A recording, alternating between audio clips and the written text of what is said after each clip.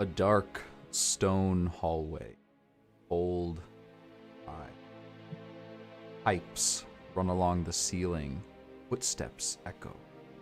They grow louder, and you hear panic. Someone is running.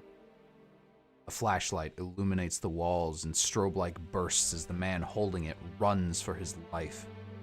Suddenly, he stops in front of you and points the flashlight behind him, watching the shadows with fearful eye. The man is injured. His elbow is bleeding through his torn dress shirt, missing a few buttons. The pens in his chest pocket rise and fall as he gasps for air. A sourceless voice speaks to him. Nowhere to run, nowhere to hide. What will you now, Bill? Friends are gone. All you have left is the end. What else can you do? The legendary software designer and inventor of the Pokemon storage system drops the flashlight. It shatters and the hall goes momentarily dark. A rustling. Bill's face is illuminated by a green light from the screen on a device he types furiously on. I change the world. With that last word, he presses a button just as the shadows envelop him completely. All that is left behind is his device with a bright green screen blinking. Box shutdown commencing. Welcome, listeners, to Poképocalypse, another playtest of the TTRPG SAGAS setting and genre agnostic system. I am your game master and creator of SAGAS, Dennis. Joining me today are some lovely people. Let's go around the circle, introduce yourself, and tell us your past experience with the Pokemon franchise. For me, I have some deeply buried core memories of sitting in my grandparents' basement playing Pokemon Yellow for hours at a time. I kept playing a little bit, like on and off, until Sword and Shield, and haven't picked it up since then. So I have enough knowledge to run a game, but I would not consider myself by any means a Pokemon master. Let's go around the table and say what what other experiences we've got here. Let's start with Steve. Awesome. Yeah, thanks for having me. Hey, everyone. My name is Steve Wen. I'm one of the co-hosts of Asian Represent, a podcast that talks about Asian representation. My pronouns are currently he, him. And as far as Pokemon goes, I was avid Pokemon Blue. Like, as soon as it came out day one, bought it with all the money I had saved up. I eventually got 150 on one save, no cheats, which I was very, very proud of. And I got Mew from an event that I traded to someone a whole bunch of like Game Shark codes for. And he like went to an event, got a Mew, brought it back and traded me, which was amazing. Oh, man, Huge was in it the like one of those TCG. Toys R Us events back in the day? I think so, yeah. Oh, so man. he got legit Mew, and I traded it for it. I think he figured out like a clone hack for it, so I got a clone one. But be that as it may, my game was no hacks at all, except for Missing No, which don't consider a hack. And then obviously we kept going through the Gen 2, Gen 3, which I really liked. Kind of bounced off of it. Went back to Pokemon Go. Still playing Pokemon Go. Finally hit level 40. It took me forever to do that. But got tons of postcards. I travel for work, so I love that part of the game. Sword and Shield, played it for a little bit, and then I skipped out on Pokemon Eevee and P, which I really wanted to. So be that as it may, I started loving Pokemon, still do, and now it's actually getting intergenerational. Been super magical, super magical. It's a very interesting space that the franchise has created for sure. What about you, Emma? All right. Hi, everybody. My name is Emma. I am a voice actor and TTRPG content creator with Tabletop Tailspinners Network, the podcast network that I founded recently.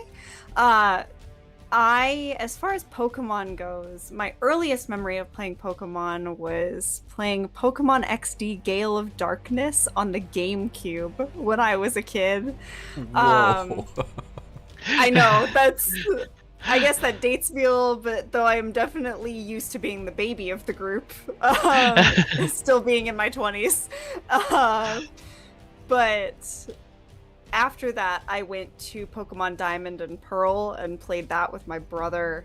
And then after that, it kind of faded into the background as real life took over. And the next time I played a Pokemon game was, again, Pokemon Go when I went to college. So definitely not as frequent of a Pokemon player as Steve or as hardcore into it, but I do have some core memories with some of those games for sure.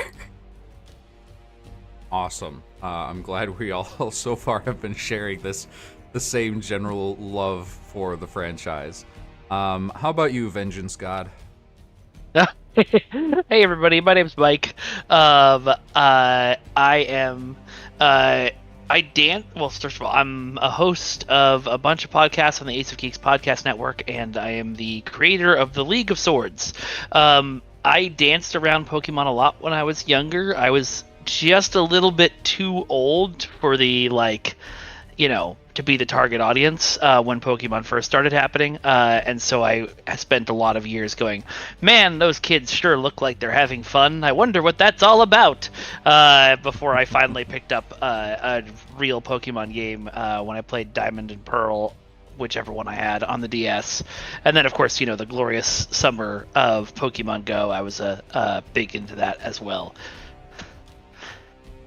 I keep forgetting about Pokemon Go because it was, for me personally, it was just that summer, and then I dropped it completely. I still have friends that play it all the time, but I haven't even downloaded it on the phone I got in 2014 or something.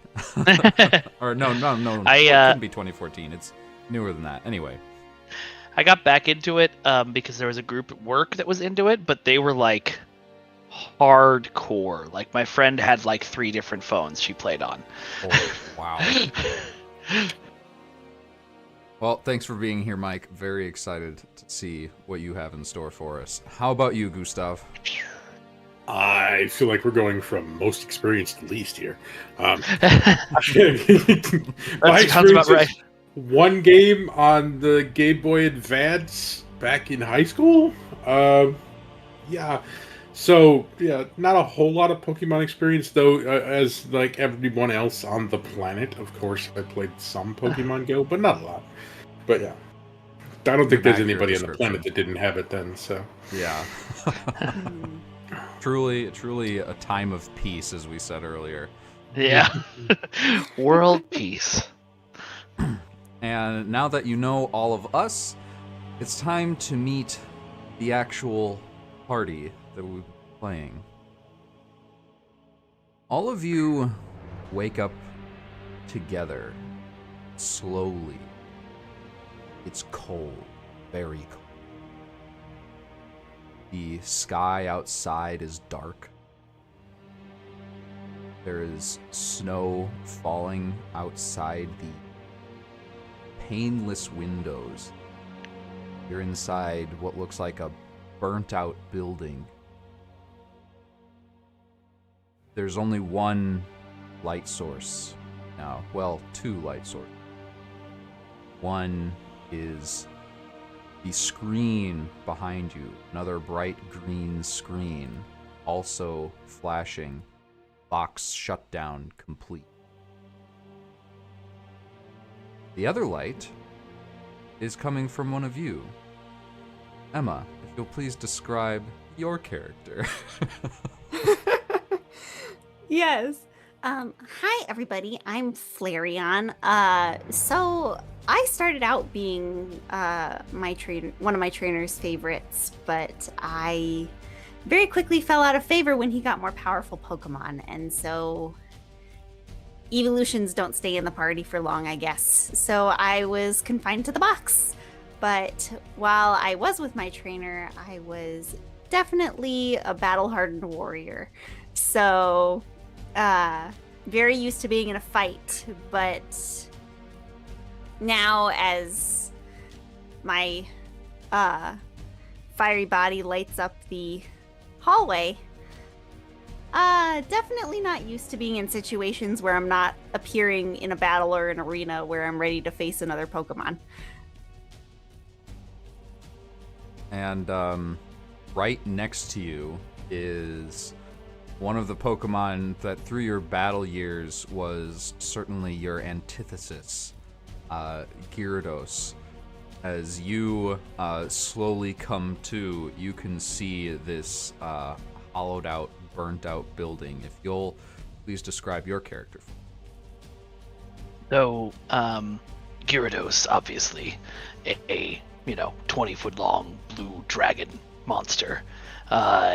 He's slowly stirring from his sleep, taking, deep breaths and his eyes darting around the room warily to see where he's come up. He, like Flareon, was a battle Pokemon, but the Bill didn't like that he couldn't control me as well as some of his other pets. And on one side of you, you see the burning Flareon, and on the other, you can see a Pokemon that's pretty much as big as you, which is not something you see often. Venusaur. You'll please describe what your character looks like.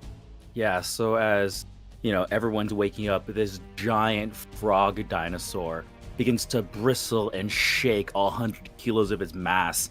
Its skin is warty and worn, like a nubbly leather blanket just draped over its mass. Its eyes are kind of like sleepy, and a vine comes out and kind of rubs away kind of gunk, fungus, and other things. And as it bristles and shakes, pollen falls off the leaves from the flower that's on its back. So this Venusaur is old, ancient. When you say, what is your backstory? The response is, which one?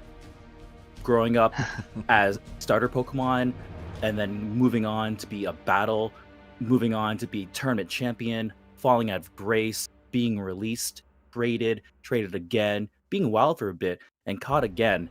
This Venusaur has seen a lot.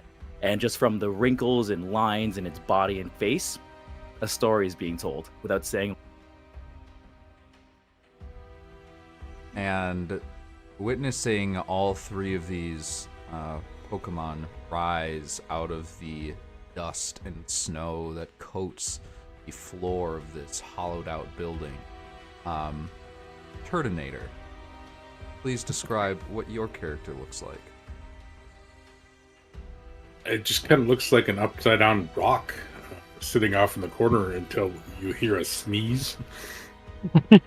And this small bit of fire shoots out of one end while four limbs, a tail, and a head pop out of all sides of the rock.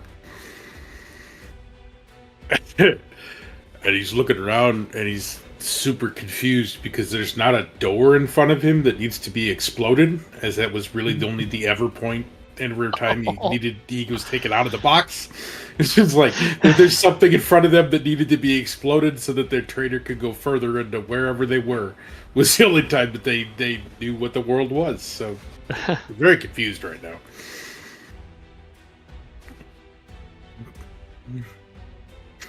As you continue to look around your surroundings, see this old building so destroyed that you cannot tell what it used to be. There appears to be a counter, maybe, or a wall that was smashed to smithereens. Most of the walls you can see are still standing, most of them. The windows are missing. The door has been blown apart. You can't even see where it is. And the roof is almost entirely gone. So snow continues to slowly and softly fall into this room that you've been, giving everything that cold, quiet, muffled that snow so often does. But in that quiet, you can hear a rustling in the around the counter somewhere, and you see a little head pop out. Wait. and you see a Snorunt, a entirely black Pokemon with beady little blue eyes and a giant mouth, but its entire body, very small, is covered by what looks like, you can't tell if it's like a blanket, its hair, a cape, and he's just like, has it pulled very tight around him and is shivering violently. Oh, I'm sorry. I thought this place was empty. What is this place? Oh, I'm not sure. It looks like it might have been a Poke Center or something back in the day. Back in the day? Back in the day. What do I explode? Not me, preferably. Did you already explode the building? I don't think this was me. Oh, you're, that's weird. Most people know about, the apocalypse. It's kind of hard to miss. I'm sorry, the what? The apocalypse. Yeah, I don't know the details, but, a lot of, explosions bigger than any Pokemon could have made are, around. They ruined pretty much everything, and the sky's been dark ever since. It's got real cold since then, too. You'd think it was my natural habitat, but actually I hate the cold.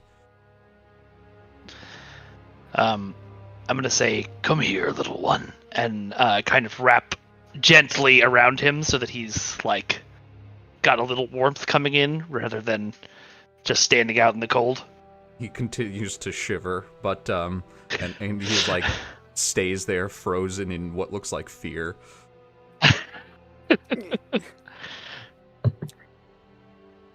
I have a question. You, little one, are you by yourself? Is anyone else around? Oh, well, maybe. I actually kind of just escaped. Well, do any of you know who Bill is? The name up or twice. He sort of invented the storage system that everybody in the world uses to keep their Pokemon locked up inside computers. Right. Where is Bill? Oh, well, last I knew, he was, up there on the mountain.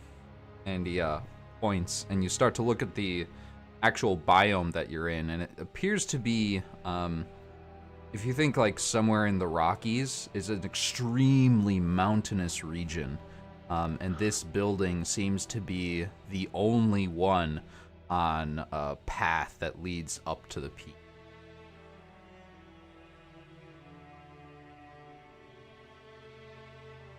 Well, But I don't know if he's still around. He loves his Pokemon, and it was I was stolen from him, and he came to get me and a lot of others. I escaped, but I don't know if anyone else got out. I don't know what happened to Bill.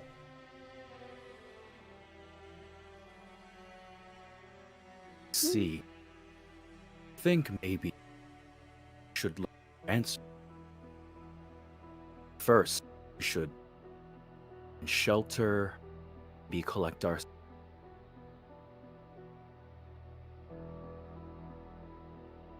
I like the idea of shelter. You said you escaped alone with others? Well, there's I sort of escaped. It was Well, I don't really remember a whole lot of it, but I remember reappearing in this dark hallway, and Bill told me to run, so I did, and I just kept running, and I sort of wound up here. That was yesterday. A very similar thing seems to have occurred to us. Do you know anything about our surroundings or where we are? Well, I know that it's the territory of the Mountain Shadow. And I think he was the one to he was the one to capture me. I don't know much about him, except that he sort of claimed this whole region as his territory. Mountain Shadow? That's what they call him. Is he a Pokemon? A human? What is he? I don't know. I never saw him. I don't even know it's a him. Do you know where they hang out? Like where? I know you said that you were escaping from somewhere. Do you think that's his sort of base of operations, or? Well, Bill was pretty smart. If Bill came, then I would guess that he would have determined that's his headquarters or something. Is Mountain Shadow their name, or where their base is? In the shadow of I the don't mountain? know. Oh, speaking of names, it's nice to meet you. I'm Runt. But if you're from before, things have changed since the apocalypse. It's you know how there were like human governments and stuff that sort of like made sure everybody was safe and ran everything, and you know they all had their own little places where they took care of stuff. Those places are smaller, more violent, and mostly run by Pokemon now. Most of the survivors were Pokemon, and something about the event made us smarter. We can communicate with each other now, and we can speak whole languages instead of just repeating our names over and over again. Interesting. And these places, fast, would they be friendly to newcomers like us? Well, you'd To have you? to find the right one. I don't think all of them will be. A lot of them are very, very closed off and violent to outsiders.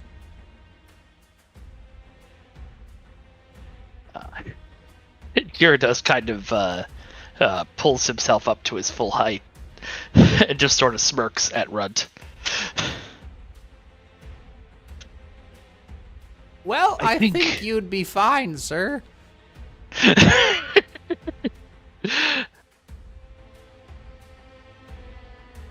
But Well.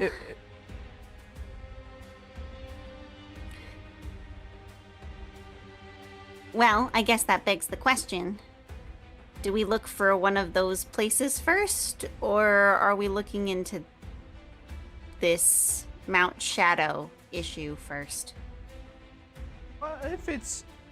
if it's a question, and I don't mean to pry, I would prefer that go look for Bill. He was always very nice to me, and I don't know what happened to him. And you think he's up on top of the mountaintop? I think so. Okay. You say Bill created the shell outside my shell? He is typically credited with the creation of the Pokemon box storage system. He also made a lot of different things. I think he made a time machine at one point, which he might have used to get to us. I don't know the details. It was always much above my pay grade. You got paid? Yeah, wait a minute. We use figures of speech now, too. Oh. Paid. I'm sorry. I still don't have that great of a grasp of how capitalism works. But I think... It's probably for the best. Yeah, really, honestly. Yeah, don't worry about that one. Mewtwo will let you know.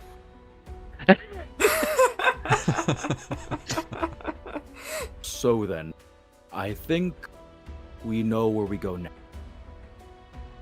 As for you, Run, what of you?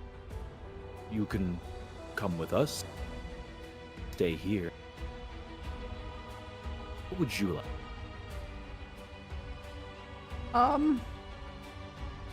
Well, if you think I'll be a help, I can come with.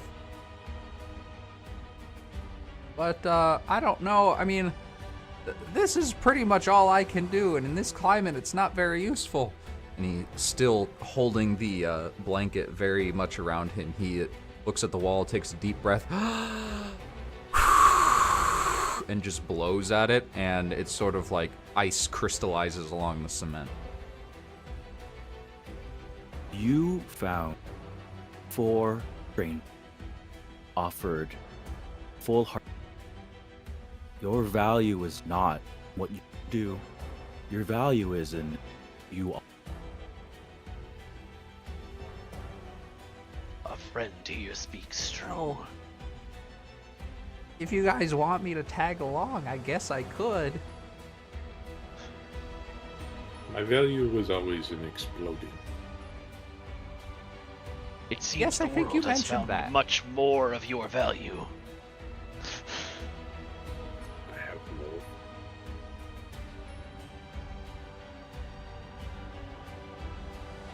I think at this point, we all don't really know how this new world works, and you do.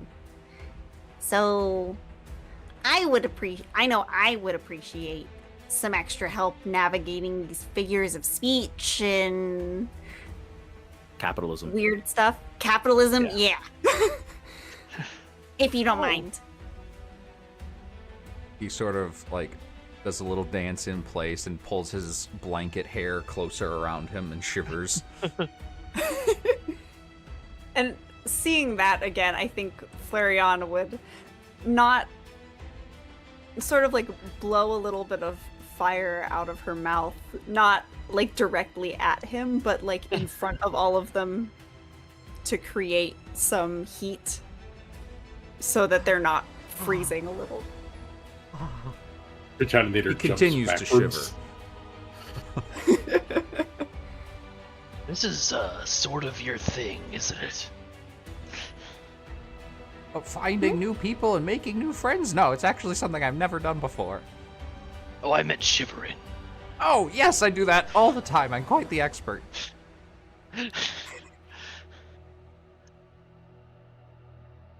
So then I think we should head off.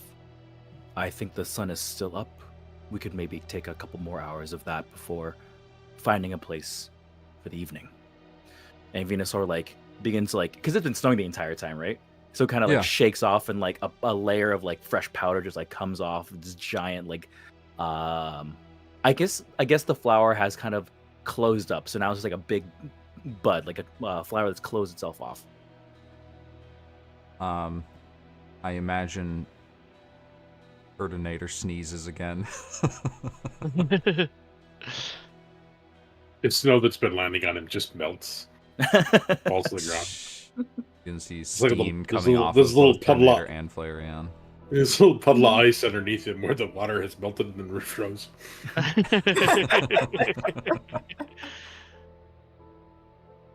Okay, I think we kind of know where we're going, so I guess we could always just move in that direction. Mm-hmm. Yeah, sounds good. All right. So with Snowrunt, all of you start your journey up the mountain. And I'm going to ask, you quickly realize that this is a difficult path. There may have once been a path here, but since then the terrain has changed slightly.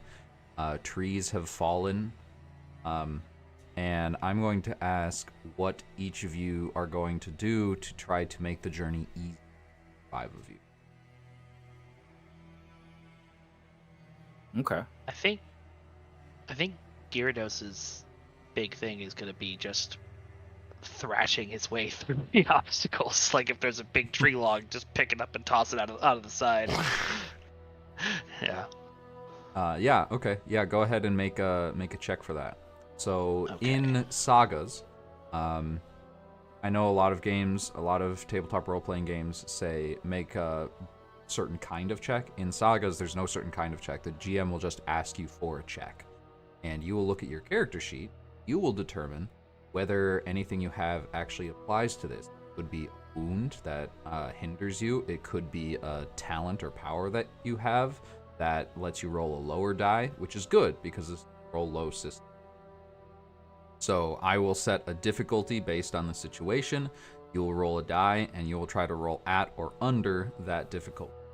For just like thrashing your way through Gyarados, it's something that you are an expert at. And I'm going to have you roll a check for that, and the difficulty I'm going to set at 6. Pretty easy. You need a 6 or lower. Cool. I don't have anything that seems to apply, so I'm gonna roll a d10. Correct. And I got a 6. Perfect. So there are several Love trees that you are able to just like bite and toss out of the way, and other ones are thin enough where you can just like use your tail and just snap them in half. Lovely. What about the rest of you? I think Flareon, sort of building on keeping Runt warm, would have gone ahead and, seeing that there's all this ice and snow blocking the actual path that should be there, she has the power control fire, and since I have it at rank 2, I can create a cubic foot of flame.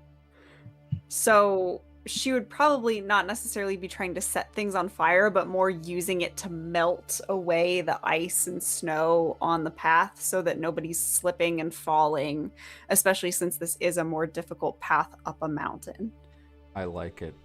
Go ahead and make a check for that. This is definitely control fire, as you every now and then, like when there's a particularly dense patch, you just let out a little cute little breath of a torrent of flame to melt the snow and ice in front of you. Perfect. And so it says this attack may use a d10, so I'll use the d10. That's a 1! Oh, A crit. Yeah! So it is very easy. Like the snow here is like, at least right now, is very, very powdery, and underneath it is not ice, it's just rock. So you could almost just blow this away. Your breath is made of flame, so it just works that much better to get all of this out of your path. And all of you are walking on a warm and dry path up this mountain. Fantastic. okay. Very comfortable. Thank you, Flareon. Of course. I think as the troop kind of moves on here, Venusaur is, just kind of plodding around. But having seen a lot of different things, I'm going to use my survivalist rank 1 to see if there's any caches of nuts or other goodies that maybe like a Greedent or like a Skovat had like burrowed away for eternal winter. So I'll try to scavenge some food. Absolutely. Being in a box for 50 years makes you hungry. Yeah. So I get to roll a d8. I may use a d8. I'm going to. Ooh, it's a 6. With a 6, the mountain is actually pretty barren. As far as you go, the difficulty for this one was a 4, just because you're already so high up. Not a lot of actual edible vegetation here. But in Sagas, there's this really cool thing called Help. And in the version that we are playing, version 0.61, the rules have been changed from the version that's currently publicly available. And how Help works is any of you, except for Venusaur. Actually, Venusaur, you could spend 3 effort to give yourself another die on that roll, if you so choose. That's a lot of effort. effort. Of you, you can use, you can help. You just spend 2 effort to give Venusaur an extra die on that roll. I think Tortanator's contribution is going to be trying to help find food because he's hungry. He will be darting off the path and just causing like little explosions to clear areas, hoping that there's like plants underneath there. Okay. So Venusaur, you get another die for this check. All right, let's try it again. I got a 5, so unfortunately, I think we might go hungry. You're very hungry. You're hoping that there is some sort of food further up the path, but there's none that you can find right here. That is a failed check. So if you have any missing effort, you get 1 point back. Gotcha. Yeah, no, I'm already at max because we started off fresh, so yeah, Right. we're good. Okay. And Tertanator, what are you doing to help this? I think that's going to have to be his, because I was going to have him look for food doing that, so I just used the Okay. the help All word. right. So you continue up this path, thanks to the Gyarados clearing the debris and Flareon keeping the path clear and warm of snow. You make it up to the top relatively quickly, and you can see Snowrunt sort of in the front. That's it. That's the one. And he's pointing at a building or a full complex. Huge, very close to the summit. It looks like it used to be some sort of research center at the top of a very tall mountain. Looks like that dome over there might be an observatory, but the whole place is fenced off. Like a chain link fence, barbed wire L's on top. So now your decision is, do you go around and find a door, or do you try to get through the fence some other way? Are there any like signs or anything that we can read about what this place might be, or even like danger, keep out? Go ahead and make a check to first find the sign. Okay, I think that is gonna be once again a D10. I built this guy to beat things up. You could beat up that fence. That's true. Okay, there we go. I got a 5. With a 5, you do find a sign. It's a little bit off to the side, and you move over to it. But as a Pokemon, you were never taught how to read.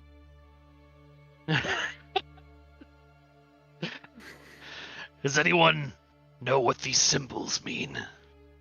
Oh, yeah. Let me see. And Snowrunt sort of like hobbles over, still shivering as he does. Would die for Goes over and Snowrunt. says, "Oh, weird. It says private property." What does that mean? It means it's not owned by any government, or it wasn't when the bombs fell.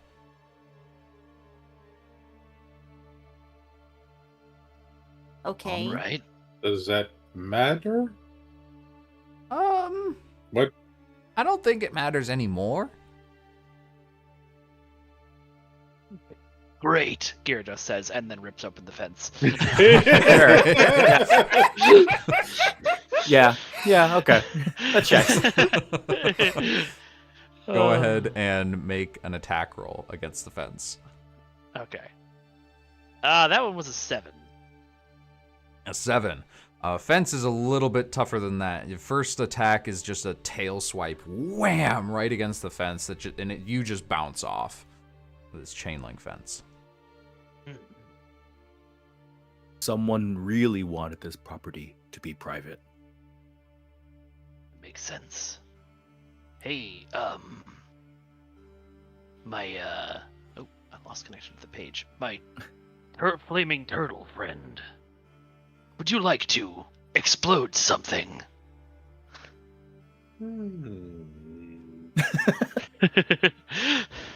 Would I like to explode? That is a silly question. Where? I sort of head nod gesture at the fence. He's just gonna run up and throw himself shell first at the fence. Jumping forward as he does, so he's landing like head down, shell first into the fence. This be control fire or martial arts? You pick. It depends on how you're attacking, really. What level are these things at for ranks? You are at level 3 right now. So at level 1, you pick 3 different talents or powers. And then each time you level up, you add 1 point to either effort or you add 1 point to health. So the maximum for those. You also, each level up, get 2 points to spend in ranks. So each, depending on how you spent those, you could get up to a maximum of 3 ranks in something. Because you're level 3. Okay. I'm gonna go with spending them in martial arts so I can get a D8 on attacks. All right. Hell yeah. I literally copy pasted the whole thing in there, so. Yeah, so it's a D8 then? Mm-hmm.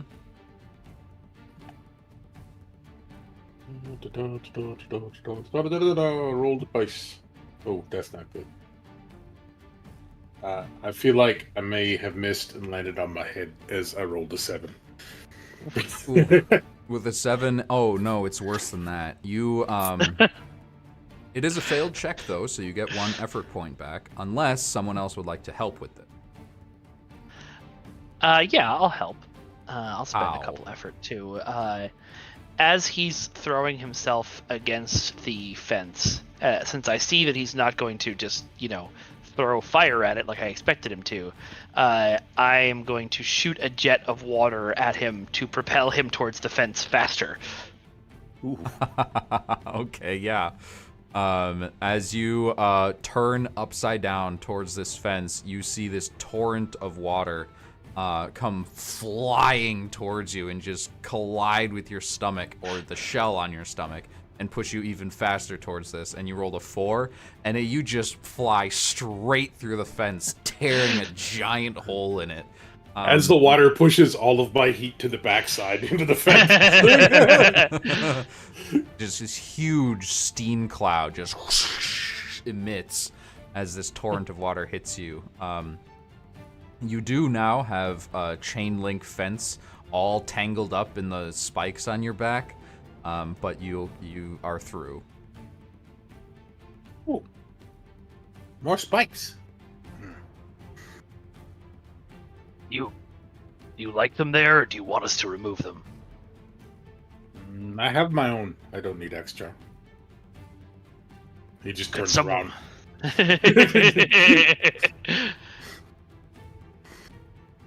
think Flareon's the only one with really, opposable paws at that point, so Yeah. Flareon would kind of...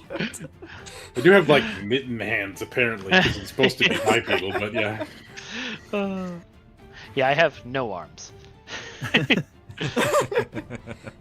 think Flareon being the smallest and more easily able to maneuver something like chain link stuck on his back and his shell would kind of come over and start doing her best to remove as much of it as possible.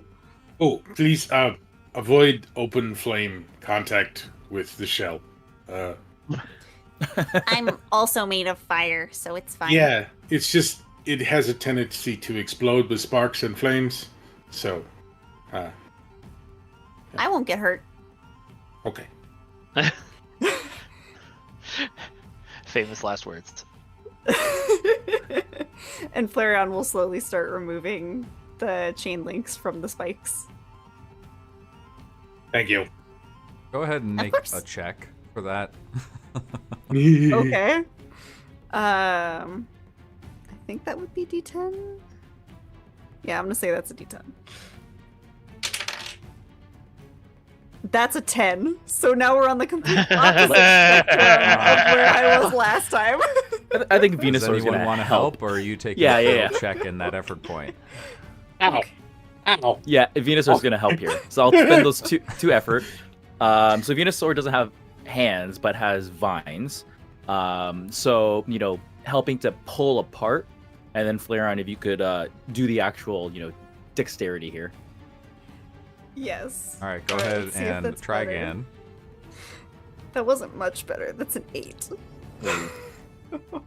All right. We explode. So, I might explode, guys. It's been fun. so as you slowly tear apart the Venusaur, you use your vines, get them intertwined into the metal, and sort of pull. And Flareon, you're taking like your little paws and batting at them like upwards to get them out of the off the spikes. And it's not your fire. You're being very careful to keep very low flame on your head and chest, focusing it towards your tail, away from Turtonator. Still don't know how to pronounce that. Turtonator. Turtonator. As long as it doesn't come out sounding like turd something, we're okay. So as you get one, Venusaur's strength actually pulls it hard enough that creates a spark. And you see this, in that moment, there's just a huge black cloud in front of you as a small explosion occurs. Go ahead and make an avoid check. I'm considering this an attack against you, not just from like environment. So I'm not making Turtonator roll an attack or anything. Okay. So, I'm not sure if we're considering fire abilities powers or not, because I did take dodge powers. So if that was the case, I would that would absolutely apply here. Okay, then I get to use a D8 instead of a D10. So hopefully this will be better. That's a 4. Yes. So you manage to get out of the way just in time as you see the spark fly. And as it connects with the shell, the puff of smoke and ball of flame just poof upwards. You take no damage, and you did fail that check to get the chain link fence off, so you do get an effort point. Okay, cool. But the chain link fence is still on because you did fail that check. Well, and I think Oh, I'm sorry. Clara would. That's okay. That might be a little dangerous for now. We may have to focus on that later. I think it is an It's okay excellent where it is for accessory. now. You look Yeah. nice. Does it? Sure. Yeah, it complements the shell. Makes you look more dangerous. Cool. Nobody's going to see me very much, though, with these two big guys. So, we're good. Fair. And just to clarify, Turtonator is about 6 feet tall. Just Okay. Venusaur. Yeah, I had no idea Gyarados what are size bigger. it was, so. Yeah. Flareon's the tiny one. Yeah, Snowrunt over there as well, just like Yeah. plodding along. So now you can see Snowrunt, classic Apocalypse, covered in like dirt and ash at all times, snow piling up on his head. And Turtonator now also has that sort of Apocalypse vibe with the chain link fence stuck in his shell. And you begin moving up towards the first building. You can see there are 2 buildings here. One of them looks like an observatory, a closed, like, big spherical dome. The other one, it's kind of hard to go through and find a sign to this place. It seems like all of the signs have been taken off. But you do see some what looks like graffiti or something on, like, all over many parts of the building, and it all looks like 2 bright red eyes, very slanted.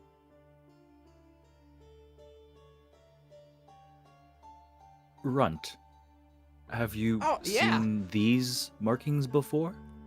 Oh yeah, that's Whoa, the it's looking at symbol of us. the mountain shadow. Then I take it we're in danger? Probably. He starts shivering a little more. I see. Your Tanator pokes the eye. It's not real. There's no danger. Well, Do you remember this building at all? Do you remember where the people were, where you were chased out of? Anything? yeah, I remember coming out of this door, actually. And it's the door just to the side of where you're... It's, I remember the door actually being open at the time, so I don't know how to get through it. But this is the building where I was being kept, at the very least. How big's that door? People door? Human-sized. Yeah, okay. People door. Many of us are not going to fit through that door. Can someone who's taller than me open the door? I Yeah. think I may be too tall to open the door. Venusaur like extends out like a vine and like, is it one of the door handles where you just like press down, or is Yeah. it like really complicated? There's like a pad that you have to... No, No! it's just a handle. Gigantic, mighty Pokemon defeated by fences and doors. That's how you know it's a tabletop RPG. When people get defeated by a door. Absolutely. All right, so we're checking if it's locked. It appears to be locked. The door itself, the building appears to be mostly concrete, and the door itself is metal and doesn't have any windows or anything. This is a reinforced building. Hey, Venusaur, Yes, can you lift me up to the lock? of course. And Venusaur, like, you know how when you pick up like cats, you pick them up from the armpits? Mhm. Yeah, like that. Perfect. I think Flareon's gonna take a look. You said the door was metal. Would there be somewhere that she could concentrate her flame to sort of melt? Like the That bolt would or the let them- latch. Yeah. That would at least Yeah. make it easier for someone to collapse this door so they could get in. Yeah, that's clever. I'll lower the difficulty for that because of the situation. Go ahead and make an attack roll. Okay, perfect. And then since this would be control flame again, I would be able to use the D8. Or no, wait. I do still use a D10 for that. Oopsie. Okay. That is a 6. And with a 6, yes, you are able... It takes a second, but you are able to concentrate your stream of flame into something dense enough that it will slowly melt through the latches on this door. And after about 2 minutes of constant...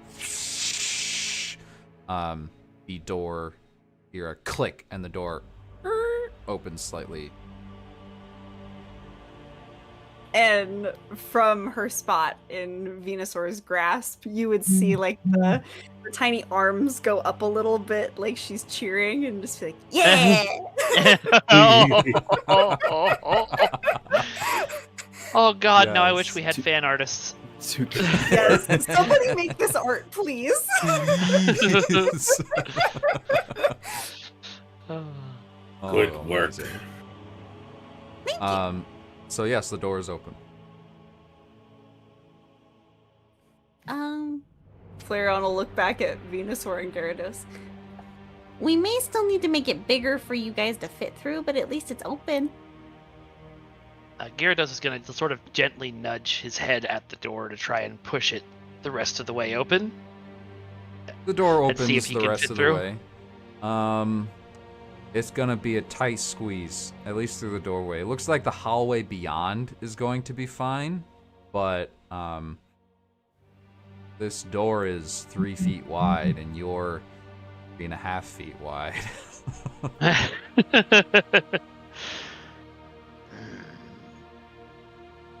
Gyarados and I can maybe take a walk around, find another way in. We could just make the door bigger.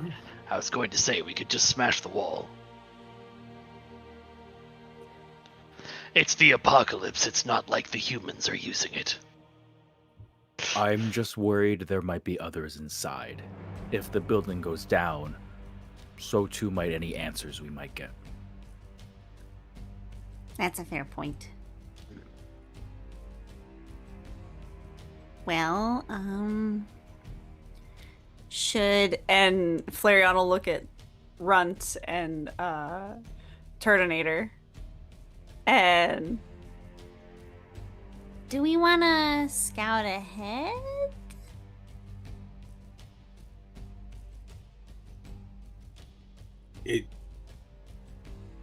I'm not very quiet, Okay. but sure. Okay then.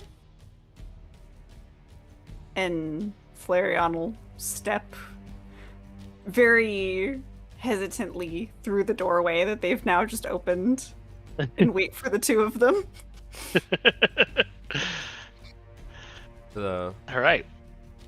The fire that makes up your fur lightens the interior hallway, and you can see what looks like a utility hallway. So, classic concrete floor, walls, ceiling, giant bricks and plates. And there are pipes, many pipes of all different varying sizes running along like one corner of the ceiling all the way down the hallway. Oh.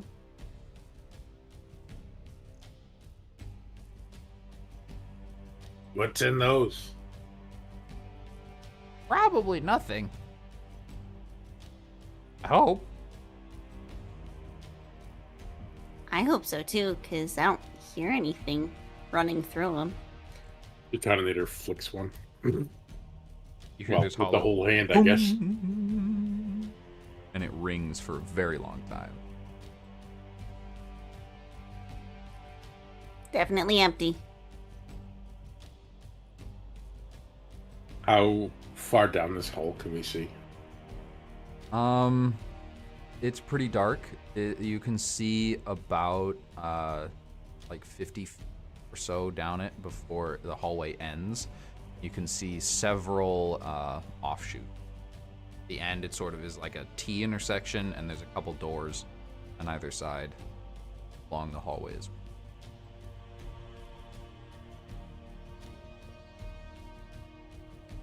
Okay. Would we just go? Like, looking at this structure and being that, I was used to explode things, would I know if I can make this door bigger without flattening the building? Make a check. See if you can determine. Not you can.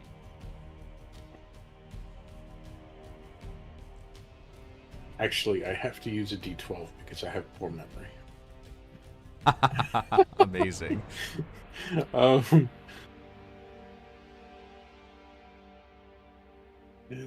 Rolled 4. 4's pretty good for D12. You have lots of experience breaking down doors and walls and windows, etc. For concrete buildings like this, you know that they're typically reinforced with steel rebar inside of them, and you could almost, as long as you don't take out too much of the whole building itself, you could probably put any holes in this you want and it would be fine.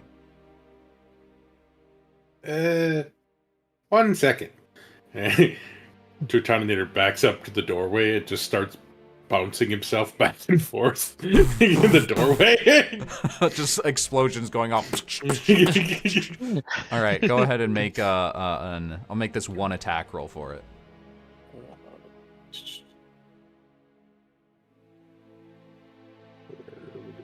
I keep losing the button for the rolls. Oh God, 5. That's Well, I mean, 5 on a D8. it's a door.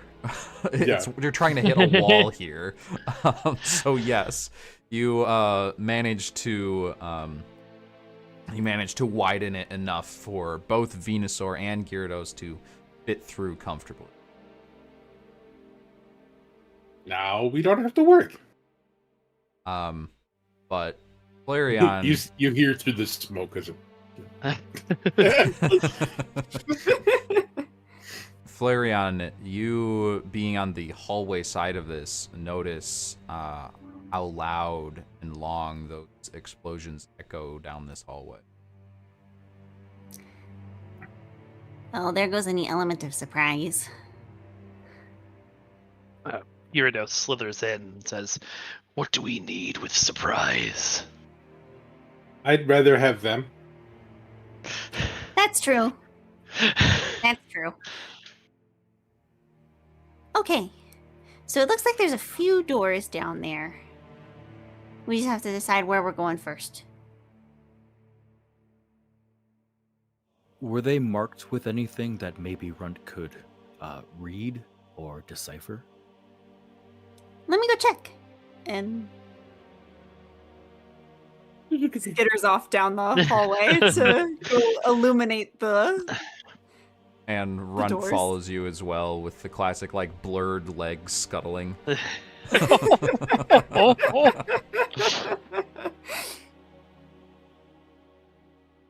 Okay, Rent. What does it say? Does it say anything? This one says control room. What's a control room?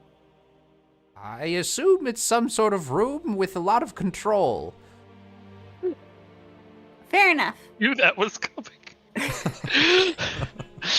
That sounds like a good place to start. All right, let's see if and you realize Runt's arms are so stubby that he can barely like rub his own eyes. There's no way he's gonna be able to open this. Flareon will try and sort of use him as like a leg up almost, and just like try and bounce off the top of his head to try and like paw open the door. And I'm gonna have you make a check for this, actually. Okay, cool. Alright, that's probably gonna be another D10, and that's a 4. Yeah, with a 4, you bounce off of his head and leap up and grab onto the door, and the handle bends down and the door swings inward. And you can see all of you sort of move up to this point in the hallway and peek in together. You can see a dark room, no lights. Appears that there are many, from the light of Flareon at least, you can see that there are many different control panels, and the walls, at least one of them, is almost entirely covered in screens. All of them are off.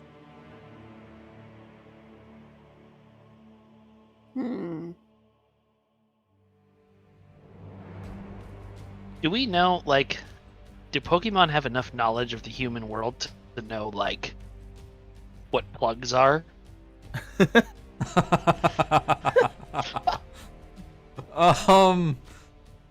Sure. You know what a plug is. You know its purpose.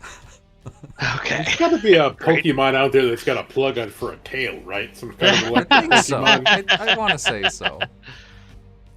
Although I might be okay, so getting I'll- that mixed up with, like, the old frickin' the Brave Little Toaster movies. Oh, yes. Oh. I love those movies. All right. So then I'll just be like, Flareon, can you look around? or some sort of plug for these screens. Perhaps they are simply unplugged. I can take a look, yeah. And she'll move sort of under the desk where all the screens are, or around the wall that all the screens are occupying, to see if she can find some sort of plug or something that would indicate that they're not functioning for that reason. Yeah, go ahead and make a check for that. And Runt is going. Fantastic. That's a 9, so she is not finding anything. Well, if it makes you feel any better, Snowrunt got a 3 and is getting the same result. Oh no! Okay. There appears to be, he does find the plug, and it is plugged into the wall. Well, so it's not the plug that's the issue. Any No other one ideas? is electric. No one is I electric. wish we had a Pikachu. If only. Runt, do you know of any Pikachus around here? I don't know of anything around here. Darn it. Well, we shouldn't waste any more time then. Maybe another room. Okay. Agreed. The next room you go over to has a sign on it that says storage. Like a box. I don't know. I don't know if I want to go back in the box. An outer, I like outer, that outer one. shell. I definitely am enjoying not being in the box. If that's I the kind of case, miss my double shell. maybe there are others who are trapped. We should help if we can. Agreed. Okay. And Flareon will do the same thing. Bounce. Pull open the door. No need to make a check this time. Snowrunt is ready for it. Okay. And you open up the door easily enough, and inside you can see immediately bright green lights everywhere. And as your eyes take a half second to adjust, you can see that there are a whole bunch of standing old computers like the ones that you came out of. Every single one has on its screen box shut down complete. Just like yours did. Well, this is good. It means no one else is trapped. It also means there is possibly quite a few Pokemon in this facility. We should see if we can locate them. They're probably Perhaps just... they will have better answers. Perhaps. I worry they are confused and afraid. We should find them. Sounds Gyarados thinks for a second and says, if we do find them, perhaps we should send Flareon and Runt in first, so that they will not be afraid of the 3 giant Pokemon. I mean, unless they are giant Pokemon? Yeah, no, we don't need to. Our little friends don't need to be squished. That is true. We shall burn that bridge when we come to it. Everyone looks to Snowrunt blow like, it is that the up. right way of saying that? Is that right? We get it? Actually, yeah, I'm impressed. That's very good. Nice. We're learning! You go Okay. deeper into these hallways. You've now reached the T intersection, and at the end of each, this intersection is pretty short. The building is relatively small, you're realizing. But right at this intersection, you can see one door down to your left, still closed, another one down to your right, still closed, both too far away to read any signs on them. But on the ground at your feet, you can see a little PDA device, also with a green screen. And this one says something different. On the screen, in the same text as the box system, same font, it says, "Goodbye, Bill."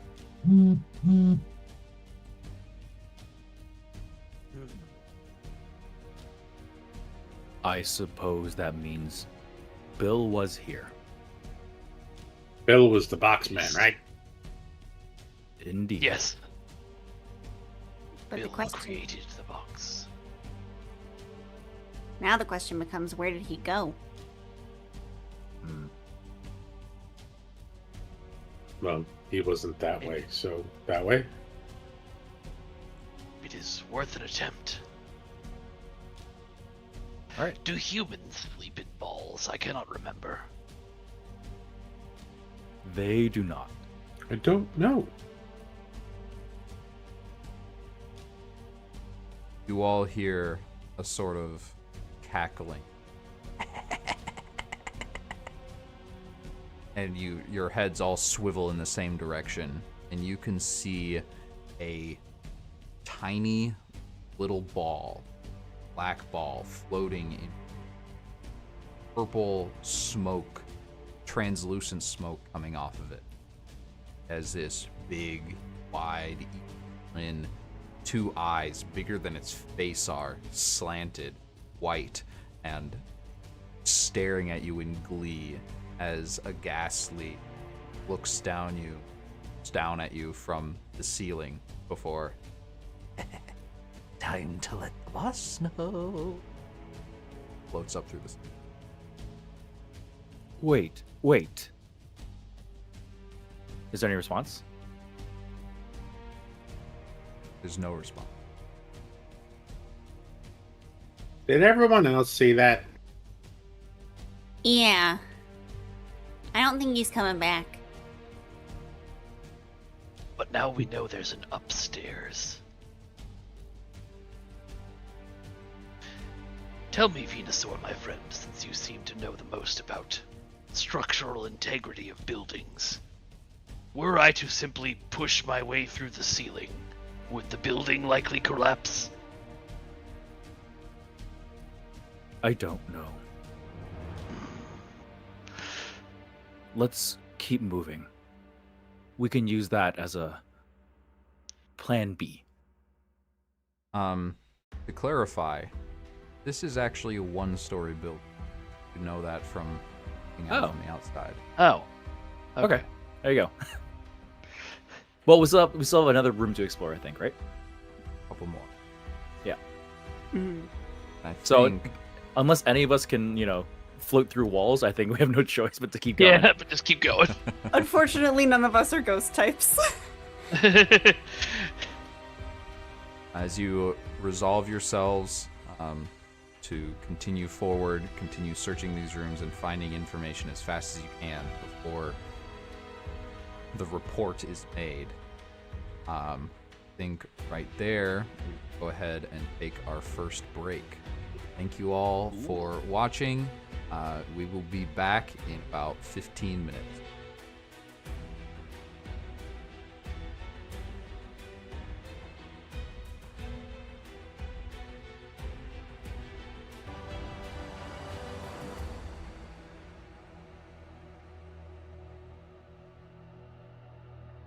Welcome back, everybody. Thank you for sticking around for the break.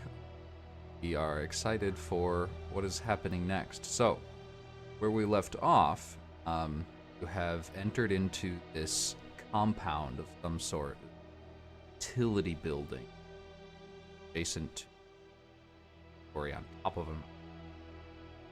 Apparently, this is the territory of one shadow mountain shadow. That he has claimed this whole space as his own. And you have begun to investigate this building. Found a control room with the power out. Found a storage room, which you found exactly what you expected. Pokemon box storage. But there were no Pokemon in there, just all machines like the ones you had popped out of, with no... They had that same screen. The box system Shut down. Complete. You have continued down the hallway, and you found EDA that we saw in intro. Device that Bill used to shut down the box control system. The system that spat you all out. And the PDA said, "Goodbye, Bill." You were seen then by a Ghastly who laughed and left through the ceiling to report to assume the Mountain Shadow. You're on a time clock now. There are 2 more rooms to investigate. Find answers before something comes. Okay. So we better be quick. Yeah. Yep. And with that, Flareon will dart over to the next door, wait for Runt, start the same The routine. jumping process. Yep. Start the jumping process. Since time's a factor, Venusaur is going to kind of like shimmy its bulk to the other one and use vines to open that door, because they're all the same kind of door, right? The handle, pull down handle. Mm. Yep. So we can explore both if everyone's up for that. Yeah, let's do it. So Flareon and Snowrunt are investigating one room. Everybody else is going to the other? Or is someone else sticking behind with Flare? You know what? I'll stick behind with the little ones, Okay. just in case. Gyarados and the little one. That's the name of my cover band. Damn, I couldn't think of a band in time. Sorry. Say a Turtonator will go with Venusaur to the other room. So we'll start with Flareon. You're not reading the signs this time. You're on rush now. You open the door and you find that this is it is a room, another room, same shape and size as ones, but at first glance it appears empty. But then you realize that the floor is slightly raised and of different shapes and colors. And you can see dozens and dozens on the floor of this room sleep.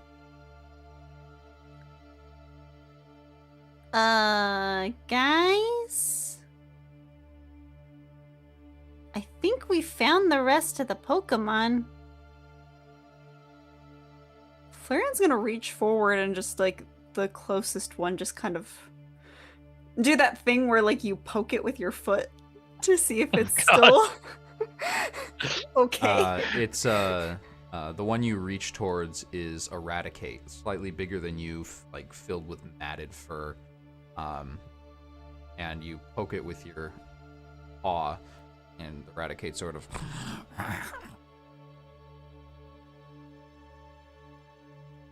sleeping. Very deep sleep. But what put them in it? Not sure.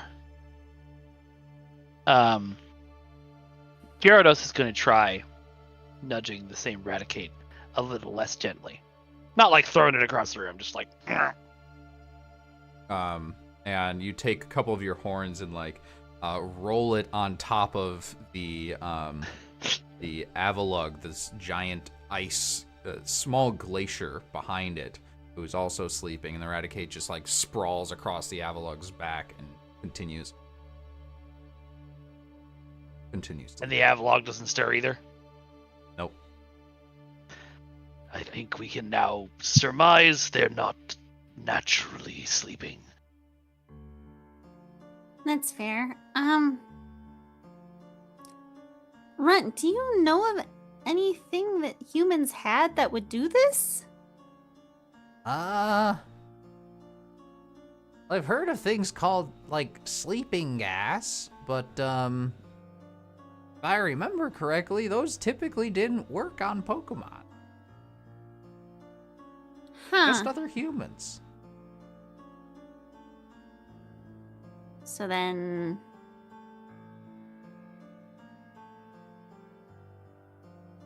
Flareon's gonna take a closer scan of, like... The rest of the room is completely empty aside for the Pokemon that are on the floor. Mm-hmm. Like the Okay. walls and ceiling are bare. There's a couple more pipes running along the ceiling like there are in the hallway. Is there any sort of end area to the pipes that looks like they might have been pumping something into the room? Make a check. Okay. 7. It's hard to tell. You don't, like, with your cursory glance, you don't see, like, any vents into this room. Can't tell where the pipes end, but you're pretty sure that they don't pump stuff in. Okay. Well, the clues have to be in a different room because there's nothing else here. So, hopefully we can find what'll wake them up because I hate to leave them here. Yes. As this is happening, which scenes over to Vertanator and Venusaur. You open the door quickly, and your search is very short. You discover a stairwell that leads.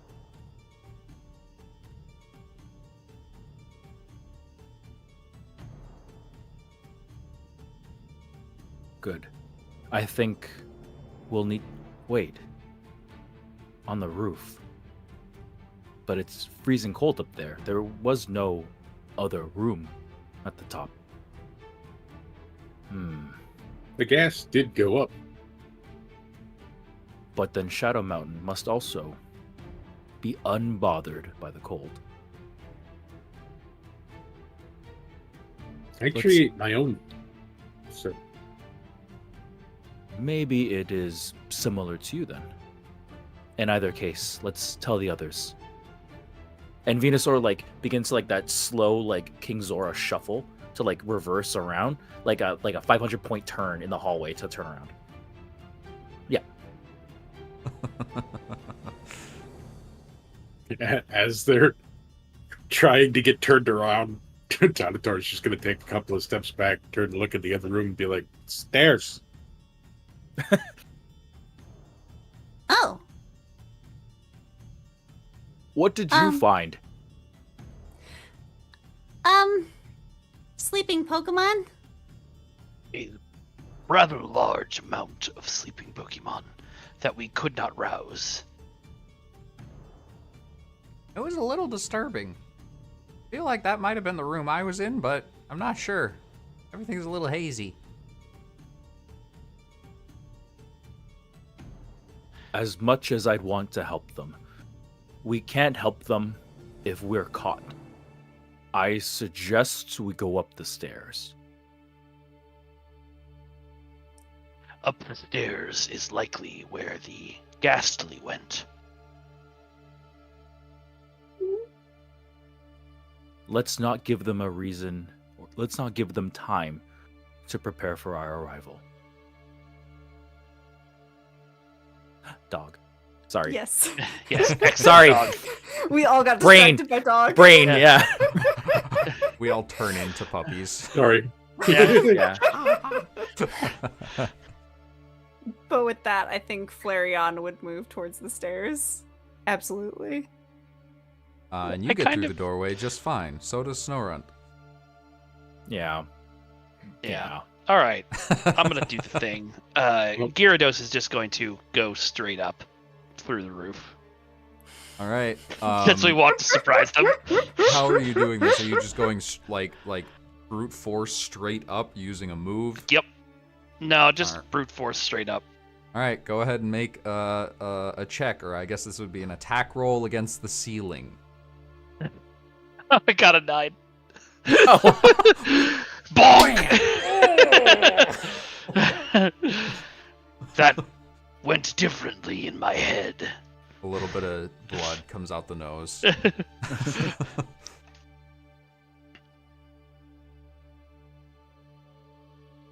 You could throw me at the ceiling. That might work. There is also another door, and Gyarados floats, so Gyarados could just go out the door and then up to the... up to the roof. Yeah. Yeah. Oh, we're the smartest people. Yeah. Okay. Well, if you guys are going up the stairs, can I carry at least one of our giant friends out with me if I coil around them? So Venusaur and Gyarados are the two that, because Tritonitor can fit through the door, with difficulty, but it's possible.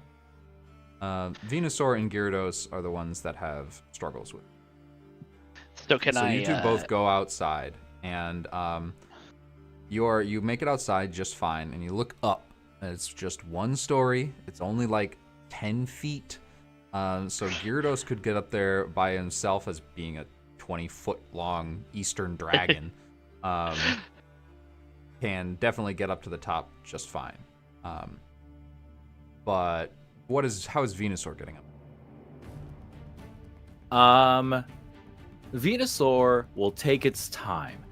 One vine reaches up, grabs a pillar, then a second, and then a third, and then a fourth.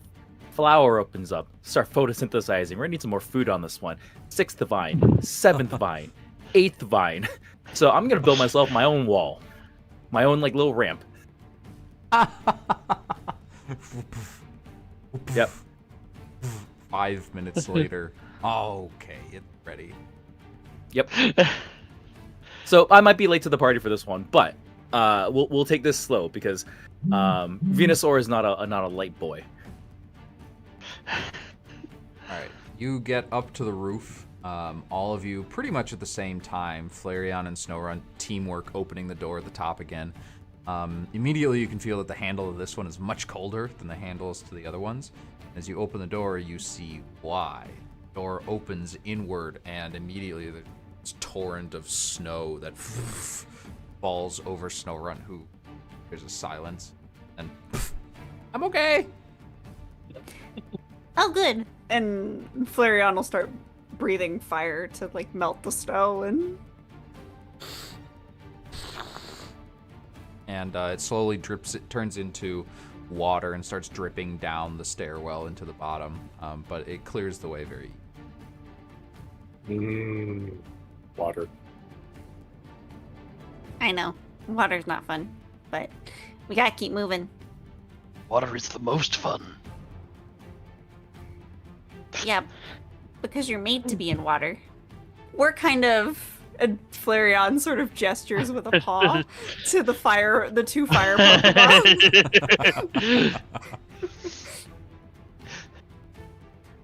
You make it up to the roof, and it is a flat roof. You can see several structures. You're not sure what they are. Pipes sticking out with a curve at the top. You can see like maybe an electrical box or something on the roof. But the thing you notice most of all is actually not on the roof. It's the observatory across the way, towering above everything. And for the first time, you get a good look at its entrance, and you can see the biggest piece of graffiti yet is the same red slanted eyes right above that entrance, spray painted onto the way. I want to poke all of them. I think you should. Yeah. Agreed.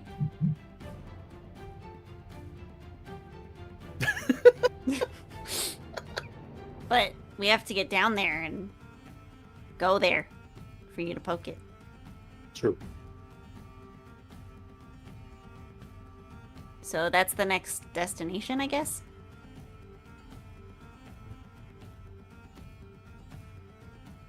To the thing. Yes. Okay. And So Flareon just turns as around. Venusaur gets onto the roof, everyone starts departing. Venusaur, what kept you? Yeah, there's no response. Venusaur just like begins like to plod along towards everyone. So you all, but there is this nice little vine bridge now that you can all walk down instead of having to jump off the roof.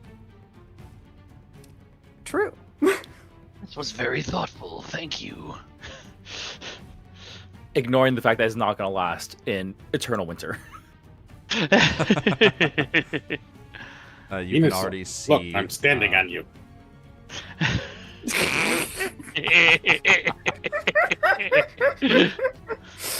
Yes. You're trying to jump so All right, so we need to get to this observatory, right? Yeah. Okay, and it's like a ways away. No, it's just a short walk. Oh, okay. So yeah, You I make think your this is where we're way gonna find our We'll answers. float our way over. Do. over to the observatory. Yeah. You can see the entrance is wide open. Snow has been piling up at it, slowly beginning to blow inwards. And now, see, you have this like very nice little entryway. It looks more like an office building than a utility building now. The lights are off on the ceiling. Over side, it appears that there are some offices or conference rooms. At least used to be. Chairs are askew or broken. The tables are overturned. It's just a dark mess. All of these rooms are past, but you go into the last one, and all of these doors are much, much larger than the utility room. So plenty of space for Gyarados, including the double doors at the end. And as you open them, you can see a vast chamber in every dimension, staircases winding upwards and towards the top, where you're assuming a giant telescope used to be.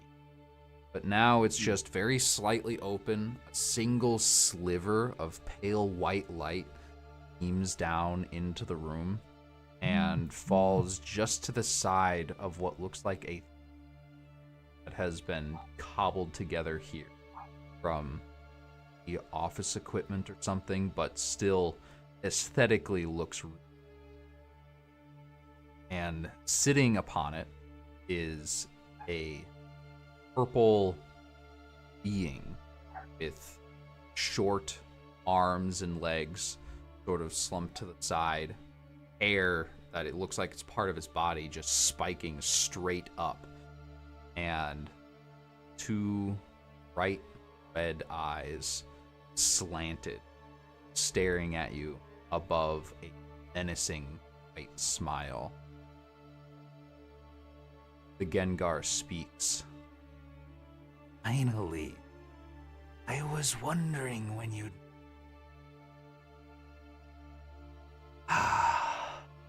Now that I've been rested and fed, dreams of the one sleeping in the other building, I'm ready to add you to my collection, especially the got away.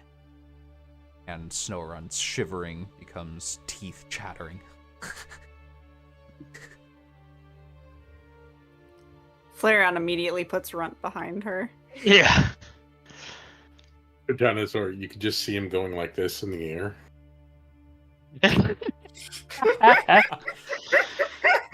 Nice. So, hyper beam. What? I think it is time for some combat. Yeah? Yeah. All right. So, going over to roll 20, we've got our map all ready to go. Switching over the overlay for a second. So the four of you, Keep getting it's booted almost out like for a some reason. So gothic. I'm here. I'm here castle. again. But Okay. Oh yeah. Almost like a gothic castle that this has been remodeled to shape. Thank you to Domille's Wondrous Works for the map. Go check out her Patreon. It's everything there. It's fantastic. So, I still need to enter Conator in here quick.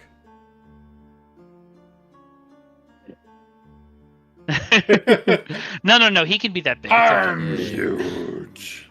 All right. So you're sort of all in the same zone right now.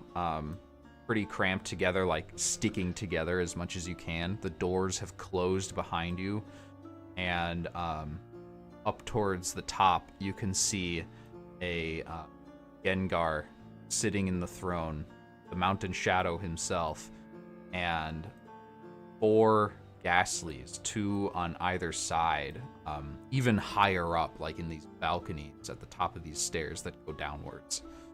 So, we'll start in combat, as you always do in sagas. Start with a reaction check to determine turn order. It's just a D10. Straight up to 10, I think. Unless you got something that, like, fast reactions, that would give you something extra. Yeah, just a straight D10. 10, baby. Yay! I got a 9. Can we finish the straight? I got a 2. Ah, Yay! at least someone's Someone got to do rolled better. well. The D10 favors me once again. After all my bad rolls. Rut rolls a 1 and uses it to hide behind the rest of us. All right. Let's see. I actually do need to roll for. Huh? Got a 6. All right. So anybody get a 1? Nope. 2. I got a 2. Okay. How many creatures can be in a zone? 10? Depends on how big they are. So each Venusaur- zone, Venusaur is big in taking up 4 capacity. yes, and each zone has 10 capacity. So since Venusaur is big, you're gonna put sort of Venusaur here. That makes sense. Perfect. We're just big boys. It's too powerful. Okay, so Flareon got a 2. Anybody get a 3? Nope. 4? 5? 6? It's not right. 7? 8? Protanator got an 8? Yep. Yeah. Okay. Venusaur with the 9. And then I'll finish with a big old 10.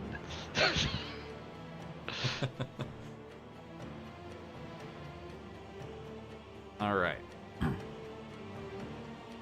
So, first up, you've got Flareon. In combat, you have 2 things. You get to move, which in most cases is just moving to an adjacent zone. And you get to do an action, which is usually attack, but you can also use it to move again or make a check. Okay. So I think to start us off here, especially since everyone's so far away and Flareon can shoot flame but cannot create flame that far away. would probably go ahead and use her move action to go ahead and move forward to this adjacent zone here. Okay. And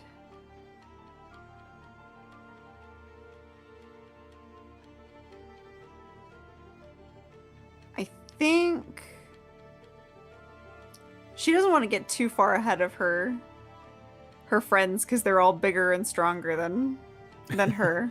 So I think he's gonna kind of, because I can hold the second action, correct? Yes, you can also hold your action for a trigger, just like in D. Okay, so I think what I'm gonna do is I'm gonna hold my action to, if any of these Pokemon that are coming to attack us get within range, she will create flame and attack. Okay. So you're holding an attack for when one of the ghosties comes in range. And what is the range of your attack? It's melee range. Okay, so when an enemy comes into the same zone as you. Mm-hmm. Correct. All right, that's your turn. Next up is Mountain Shadow Bingo. He is going to hop off of his throne and he's going to float across the ground without touching it. I just ate, but I could use a snack. He is going to 2 zones down these stairs. Next up is the Gastlies. They are each going to round, floating through the air, creating this flanked sort of position around their mouth. And it looks like they are holding their actions, their tongues lolling out. Tertanator. So melee range is in the same as X? For medium-sized creatures, which is everything, medium and small-sized creatures, which everybody in combat, melee is same zone. Close is 1 zone away. Mid-range is 2 zones away, and long range is 3 zones away. Okay. Then Tortanator is going to do like the most ridiculously weird martial arts movement to get up to the next one. He just looks goofy as crap. But then he's just going to hold his attack for anybody else here. Same, holding it for things to come in melee. Yep. All right. Next up is Venusaur. So Venusaur is going to move 1 zone over here and just lumber. And as it does, that flower kind of opens up. And you can see like the bright pinks and violets and things like that. And Venusaur is just going to start violently shaking, just like left to right. And all these spores are going to come off. And I'm going to use Stun Spore. So I'm going to target one of the Gastlies. And I'm going to use Stun Spore. Is that a close range? It's not actually a thing. I don't know if we can. It's not a power or anything. Do I need like a power to do that, or should I like stick to what's written on the sheet? You sent me over your. Yeah. So really, I just have like Vine Whip as far as like building it out goes. But if I could do like a D12 for nothing. Let me see what we can build real. I've already used all my powers and stuff, so if that's not possible, I'll just stick to like classic Vine Whip.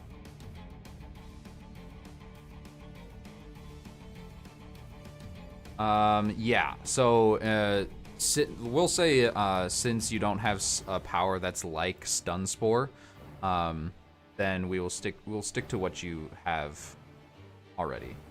Perfect. So then I'm going to. So is the Gengar holding anything? No. No. Okay. So everyone's just like here. Just we're gonna raw Poke Battle this. Yeah. All right. I'm gonna target one of the Gastlies, and I'm gonna use Vine Whip here. Okay. So I'm gonna use a D10. I got a 3.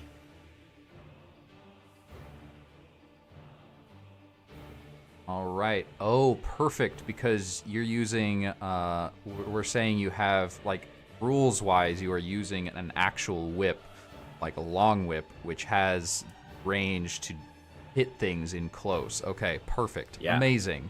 Wonderful. I love what you've done here. Yeah, I figured, we didn't really talk about this, but I was like, you vine whip, whips. Yeah, we're like talking the same language here. Everything is so smooth. All right, so Ghastly number 1, which one are you attacking? The one on the left or the one straight ahead? The one straight ahead. So we're gonna try to break the ranks here. All right, so the one straight ahead, as the whip lashes out, you can see it, hear it whistling through the air as it does, and as it comes swirling around, making this enormous arc around you, it comes down right on the Ghastly, who tries to move out of the way but is not fast enough, and you hear this deafening crack as the whip cracks right inside the body of the Ghastly, who like splits in two momentarily and then reforms with difficulty. It's like you did 1 damage, and it looks like they don't have much more than that. Excellent. Yeah, Venusaur is like shaking and all this powder is coming off, and there's like a low rumbling roar. Like, you know how dinosaurs have like that really high pitched like avian one? No, this is like a giant toad, just like shooting out air. All right. That is your turn. Next up is Gyarados. All right. So Gyarados is gonna pop his way up here, and now question for you: Control Water lets me make a melee attack. Can I maybe like spend an effort to use Whirlpool so I can hit multiple of these things that are around me? No. Since this is a Okay. playtest, we'll stick to what the actual rules say. But I will Okay, make note cool. of that when I go back in our next update. Cool. Yeah, I'm more just trying to figure out how to do an AoE rather than specifically control water. But anyway, Right. I will then do a control water attack on this guy right here. Over to the side, try to sort of whack him. So The that is one on the D10. right or the one straight ahead of you? Sorry, I didn't. The one on the right. Okay. So go ahead, and that is close range. Melee would be the same zone. Oh right. Okay, so I will move into the same zone then. Okay, and that would be your action. Oh okay. Because I you can't get attack then? your move is moving one zone, and then your action is to move a second zone. Got it. Okay, well then that's my turn. Okay, cool. You did So I hate to mention Hyper Beam up top. I did. I could use Hyper Beam instead. I was wondering if it was better to save for later in the combat, but No, the one we built Yeah. for you doesn't have any like limited uses. You just can't attack the next turn. That's all. yeah, you know what? Let's Hyper Beam. Okay. That sounds fun. It is a Hyper rank Beam. 3 Hyper Beam, All right. so that'll be a D8. And I rolled a 5. Perfect. Double check. I'm pretty sure that hits, but I want to make sure. Yes, a 5 will hit the Ghastly as this Okay, so beam. Go ahead. I was gonna say, so Gyarados kind of raises up as the Ghastly gets close, and breathes out this massive beam of energy directly into him. Amazing. And this huge beam, you all can hear this So sorry. as the beam Interrupting you like- really quick. Go ahead. Yeah. I don't know how Pokemon like specifically want to be, but Hyper Beam is a normal attack, and Ghosts not only are resistant to normal attacks, they're immune to normal attacks. Oh wow. So Oh, like I didn't want to forgot say about that. anything, but Okay. Ghost Pokemon typically are immune to Hyper Beam. Well then. In I have- addition, In addition, Ghastlies are poison, and poison has resistance against grass-type moves. So my Vine Whip might actually not done no damage. That's true. You know what? So what you're Right. saying is we It are didn't do any screwed. damage. Dennis, you picked a tricky one. Yes, I did. Why did I choose these sets? Oh, it's been a long. But now time you since I know. played. Now Gyarados knows. Yep. Mm-hmm. So both the Vine Whip and the Hyper Beam just seem to pass through these enemies with no effect whatsoever. Like they're immune to everything. But most of you were battle Pokemon at one point, so you would understand like strengths and weaknesses and how they work. But no damage has been done on either side yet. Back to the All top right. with Flareon. That Oh, usually boy. works. Alrighty. Could I potentially just do one thing, which is I have a struggle, which is clumsy, which means when I miss, I hit something else. That's true.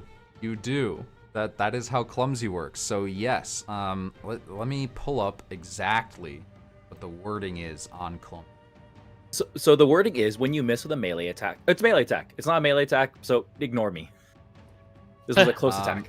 Well, with whips, I want to make sure that I get this right, because rules-wise, you are using a long whip, right? I think so. Long whip must be wielded with one hand and has a range of close. Attacks with this whip are considered melee, regardless of distance from the target. All right. So yes, so it this says is technically a melee attack. you hit an object within melee that isn't being worn or held. So let's cause some chaos. Let's see the bedlam. So you see that you got a couple little torches right next to you, a little candelabra that has been set up and lit. Your Vine Whip wraps around it, and as you unravel it, it sort of lifts it off the ground and spins, and then crashes down underneath the staircase, which immediately is made of wood and begins to.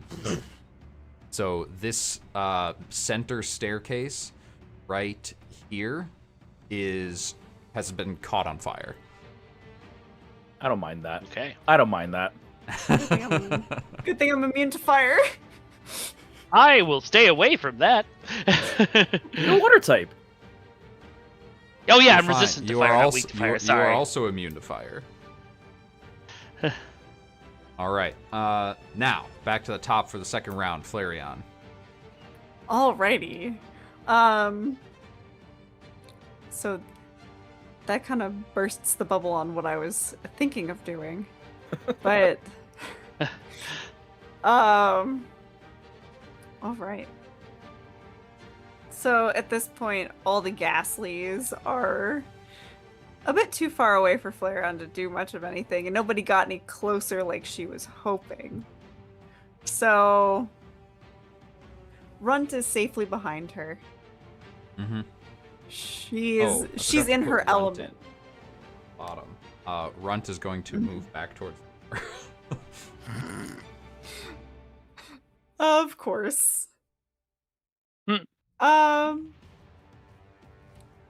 But yeah, I think being in her element and realizing that anyone else is gonna have a bit of a time getting up those stairs. Now, before I just charge in and go after the big guy, I did have a question about the combo attacks. Yes. How exactly do those work? And do I So- have to, if I was going to combo with somebody, would I have to hold my action to do the combo to make sure it happened on the same turn? Or how would that work? This is new as of version 0.61. In all Okay. previous iterations of Sagas, it's been different, but now combo costs 2 effort, and you can do it when your ally declares their attack. You don't need to hold your action or anything. It doesn't cost you an action to do in the first place.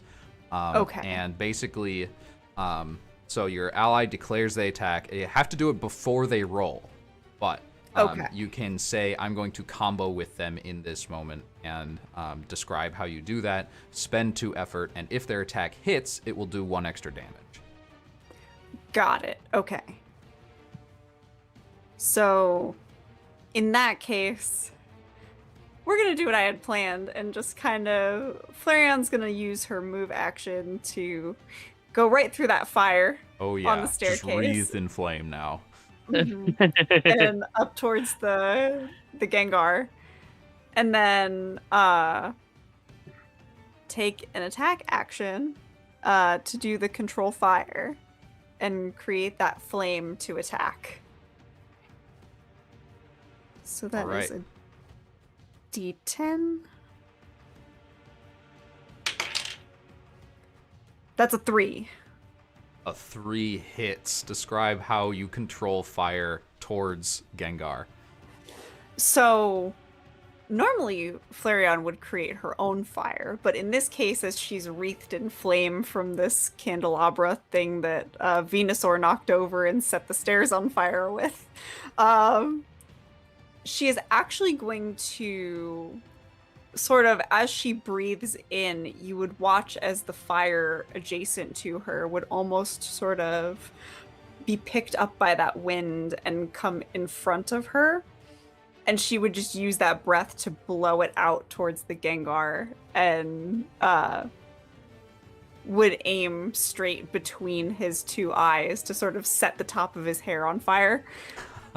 So as the wind rises and picks up with the heat of the flame, you bring it back down behind you and then forward straight towards the Gengar, and he like ducks slightly and it just shears off the spiky hair on top of his head and sets it aflame, and he just makes him look comically more angry. Like full on Hades from Disney Hercules vibes. Amazing. And that is her turn. And that's your turn. Gengar's next. Guess what he's gonna do? He is going to make an attack against you. Now, he is going to... Actually, I'll have you make your avoid check first, and I'll describe what happened. Okay. So that is he using a power? Yes. Okay, so then I get a D8 instead of a D10. That's another 3.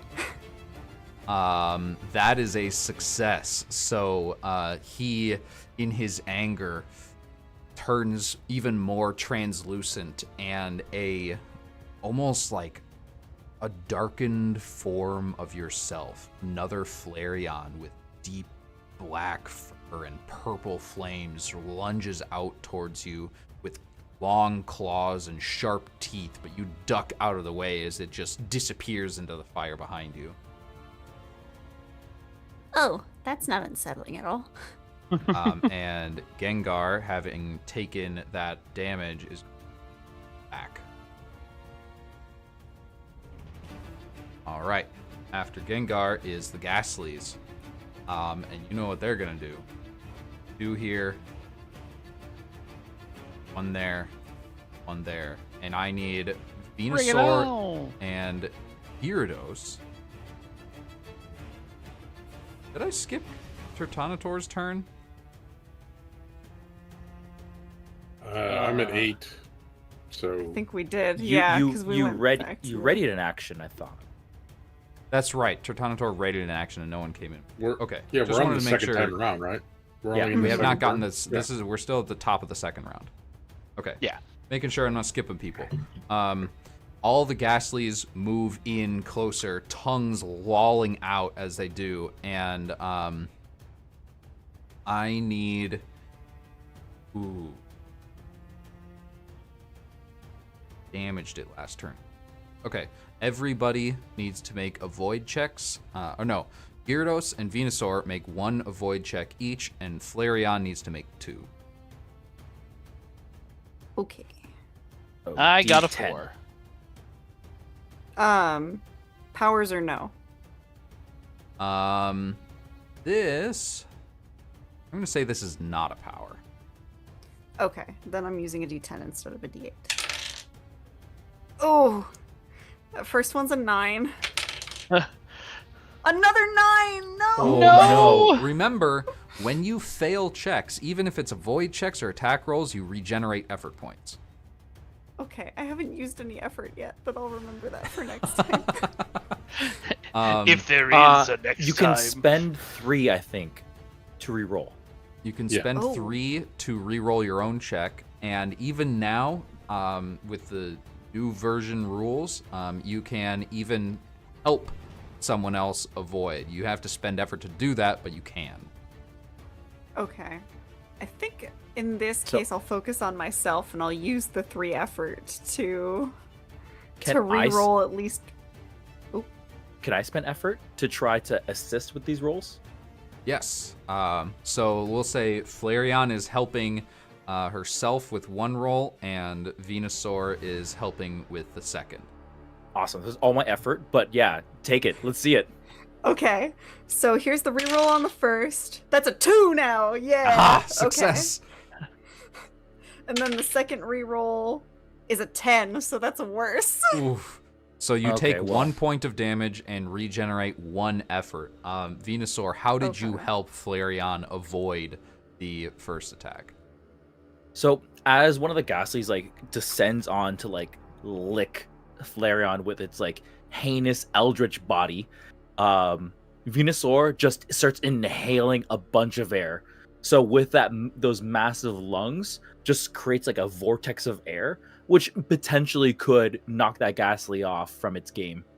And easily just like pulls it slightly aside. The tongue lashes to one side, but the second one manages to connect with Flareon. And Venusaur, your avoid check was a 4, correct? I just got a 4, yes. And the inhale that you did affects the one right next to you as well, and the tongue gets like lashed in front of your face, missing completely. And Tertanator did not roll, but Gyarados, what did you get? I think we might have lost. Oh no. Oh no. No, I'm here. You're Sorry. here. Okay. Okay. Sorry. What did you get on your Um, avoid? 4. You also got a 4. Cool. So the lick completely misses you as well. Only one of you taking damage for this. All right, that's their turn. And Tertanator, you're up. Following right behind Flareon, Tertanator. How far apart are the two that are there now? One Which zone, right? ones? Yeah, but like Each zone my ability is about actually counts 15 feet, feet so to 20 feet wide. okay, so um, not two of them. Tor comes forward with his arms to the side and just like picks up some fire as he walks through, and moves 1 foot of it out at one of the ones in front of Flareon. All right, amazing. So as you move into the fire, that zone is... The Ghastlies are small, so that zone still has plenty of space in it. And go ahead and make your attack against one of them. 2. A 2? Yeah. And for the first time, you can see one of the Ghastlies. Its purple smoke coming off of it seems flammable, and it just explodes all behind it. Now the Ghastly is just this floating, translucent black orb as it tries to emit smoke again. So yes, 1 damage to him. That's your turn. Venusaur, Yep. you're up. Yeah, so this is causing problems here because a lot of fire, a lot of ghosts going on. Am I limited to just like what's on my sheet, or if I can just like be creative here? Can you like tell me what to roll and we'll figure it out? I started am losing you all again. for a fan of creativity. One of the options for using your action is make a check. Yep, I'm just gonna make a check. So Venusaur is gonna look to that one Ghastly that was somewhat inhaled a little bit, Mhm. and Venusaur is just going to leap forward suddenly and just try to eat this Ghastly. Just try to eat him. All right. Yep. Let's see. We're gonna call this. Are you trying to do damage to him? So there's a bite move. Venusaurs can't learn bite. So I'm gonna try to just restrain the Ghastly, I think. So bite is like typically like an attack. All right. Here I'm just gonna like keep the Ghastly in my mouth. Perfect. I love it. Okay. Yes. Make a check for that, please. All right. Oh, it's a 9. You chomp down, fully engulfing the Ghastly in your mouth, and it just floats out through your cheek. Yeah, sometimes that happens. So that's my action, and I have a move, and it's just a move, right? Yep. I think I'm pretty chill right here. Okay. But I will gain the 1 effort. Yes, you will. Gyarados. All right. You cannot attack this turn. Right, because I hyper beamed. Okay. I'm gonna do the same thing then. I'm gonna use make a check.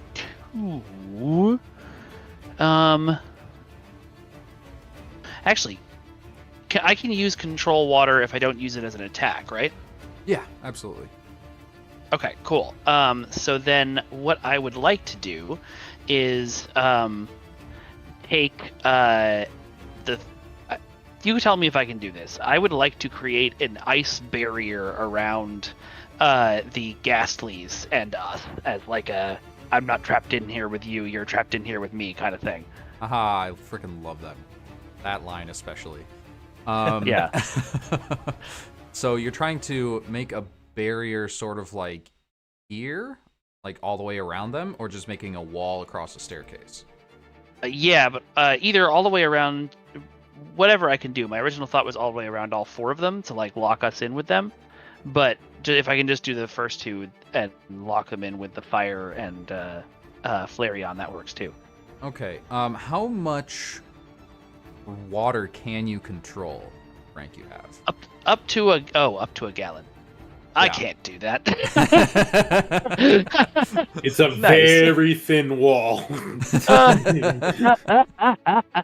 can see that it's there. I should read my powers. Okay.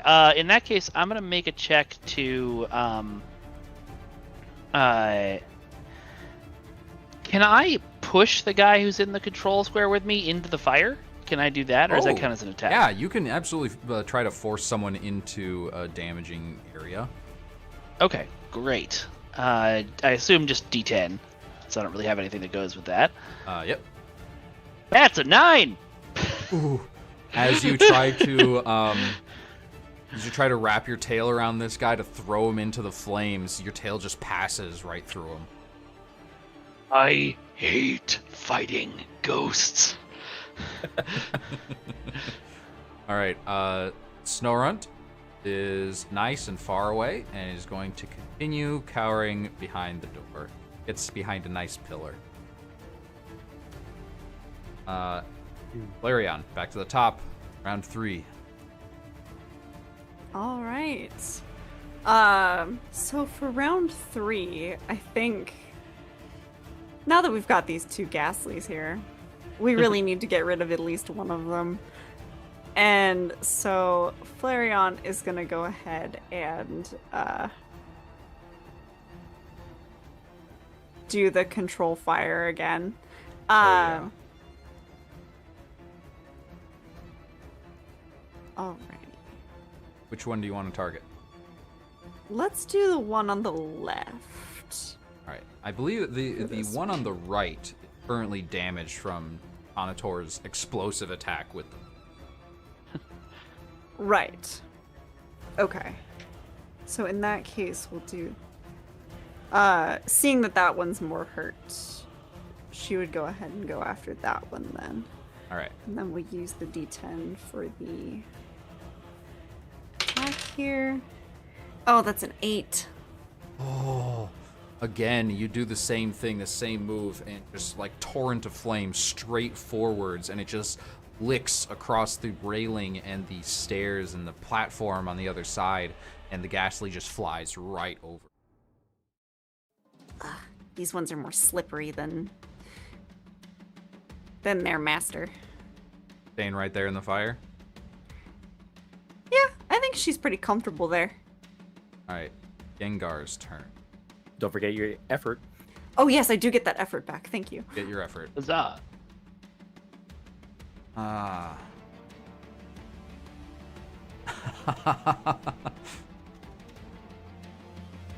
He is going to go for... Actually, yeah. He's going to move twice. He's going to go over here. It's like hopping onto the railing, running across, and trying to get around all of you. Okay. Oh no. That's his whole turn, though. Next up is the Ghastlies, and they are going to split up their licks this time. Everybody, please make an avoid check. And for Tanator, yours is going to be at a higher difficulty.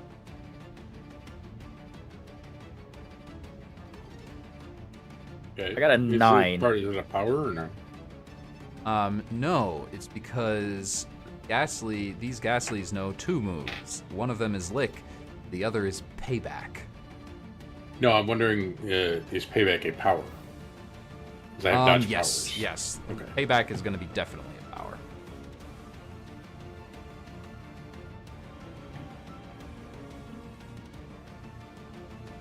All right, Venusaur, you got a 9. Yep. And I that got to is switch dice.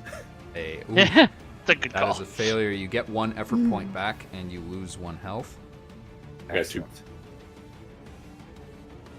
With a 2, ooh, that's pretty much what you needed. As you can see, again, this Ghastly just sort of opens his mouth and burps out your explosion back at you, bigger and more powerful. But you just sort of like turn your shell around and it just deflects off of it, just creating this another explosion of smoke that you wave away unscathed. What about the rest of you? I got a 2. That is I got a also a 6. success. 6, however, is a failure.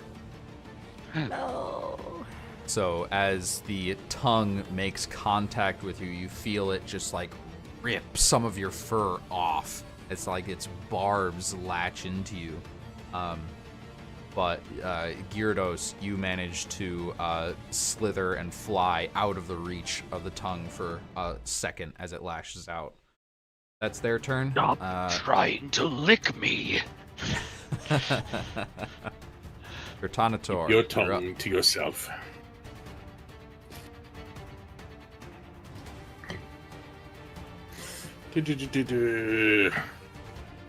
I mean, is the one still that I hurt? Is the smoke still like trying to figure out how to start smoking again? No, it's managed to sputter back to life. Tanator is just gonna walk forward, and you see him like concentrating real hard on this thing as he's walking forward, and his hand comes out, and he just goes. As he tries to- Okay, go ahead and make your attack roll. 5. Actually, I'm not sure this matters. You're just using normal fists to Well, it's attack. melee, but the yeah, ghost martial type. arts or whatever it is. Uh-huh. I'm in. Yeah, ghosts are immune to fighting moves, if it's a As fighting well. I don't know. It's martial arts. Are Leveling ghosts up. immune to just being smacked in the face? Yes. Yes, they are. You cannot smack ghosts. Talents, martial arts, page 17.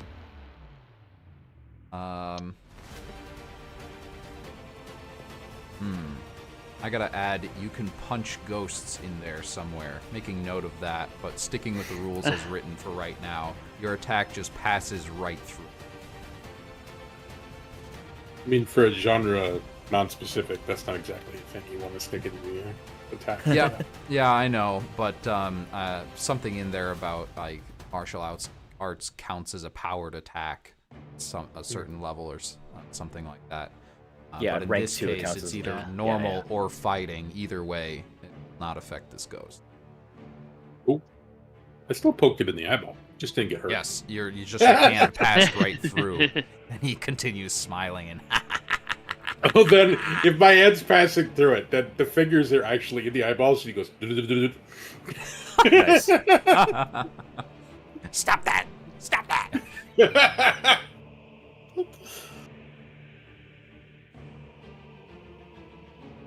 Okay. All right, Venusaur. So this is like the observatory turned into like a cathedral, right? Essentially, yeah, a gothic, dark entryway. Gotcha. Over top of where Flareon, Turtonator, and the Ghastlies are, Venusaur's going to reach up with some vines and grab onto the fixtures on the ceiling. And I'm going to take the ceiling down. I hope it's still a sunny day. All right. Oh. Go ahead and make a check. I'm going to roll a d10 here. And we're going to try to take the ceiling down. I got an 8, unfortunately. Oof. And you Actually, can I? Because I'm back to full effort, so I'm gonna pay it back a little bit here. Flareon will try and help. All right. How is reroll that Flareon one. gonna help tear the ceiling down? I think kind of seeing what he's doing would. She can't shoot fire that far, but she would be able to sort of. Is Venusaur using like a vine to tear it down, or? Yeah, like a vine Okay. whip. Okay. I think she would be able to at least kind of use some fire to not necessarily burn the vines, but heat them up enough that they're hot enough that they could sort of bend the metal a little bit when they latch on. All right. Yeah. The go image ahead of a and- Venusaur flaming vines out is metal as hell. They'll grow back. As you shoot these vines out, Flareon lights them on fire and they grow hotter and hotter as you grab onto the metal, which also grows hotter from being touching those vines. So Venusaur lets out like a very low bone like rumbling bellow. I got a 2. And as this, you do not tear the ceiling down, but you latch your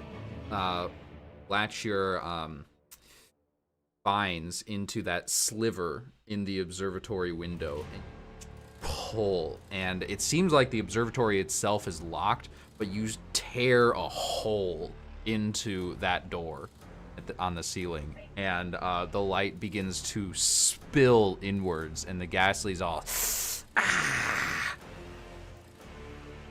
Awesome. So Venusaur will let the charred remains of those vines fall to the ground, and then yell out to Runt, "Child, come to me!" And then begin sprinting in the opposite direction. Let's move. Oops, that is the wrong thing. Venusaur moves. Oh, I can't move it, but I'm going to move one behind Flareon. All right, Like that. perfect. All right, Gyarados, you're up. All right, so Gyarados is going to begin sort of spiraling upwards, and in that process, move himself over to this square, where he will then spit out some water, have it surround his tail and encase into ice, and then slap the Gengar with the ice tail. Amazing. You freeze your own tail, turning it into a club or a mace, and it just, as you swing towards it, go ahead and make that attack roll. All right. It's an 8. Oh no! Anybody want to help? I used all my effort. Come on, guys. 3 effort to get to add an extra die, right? To yourself, yeah. Okay, yeah, so I don't have enough effort for that. Dang it. Is there like a way to direct an explosion to the other side of the tail to push it? I don't know. That's up to you to describe it. No, it's Tortanator's got that weird tube on his face that does like gas and fire attacks. He looks he sees that you're aiming at just the wrong spot, and he shoots this like concentrated puff of gas over there that just like nudges your tail up. I love that.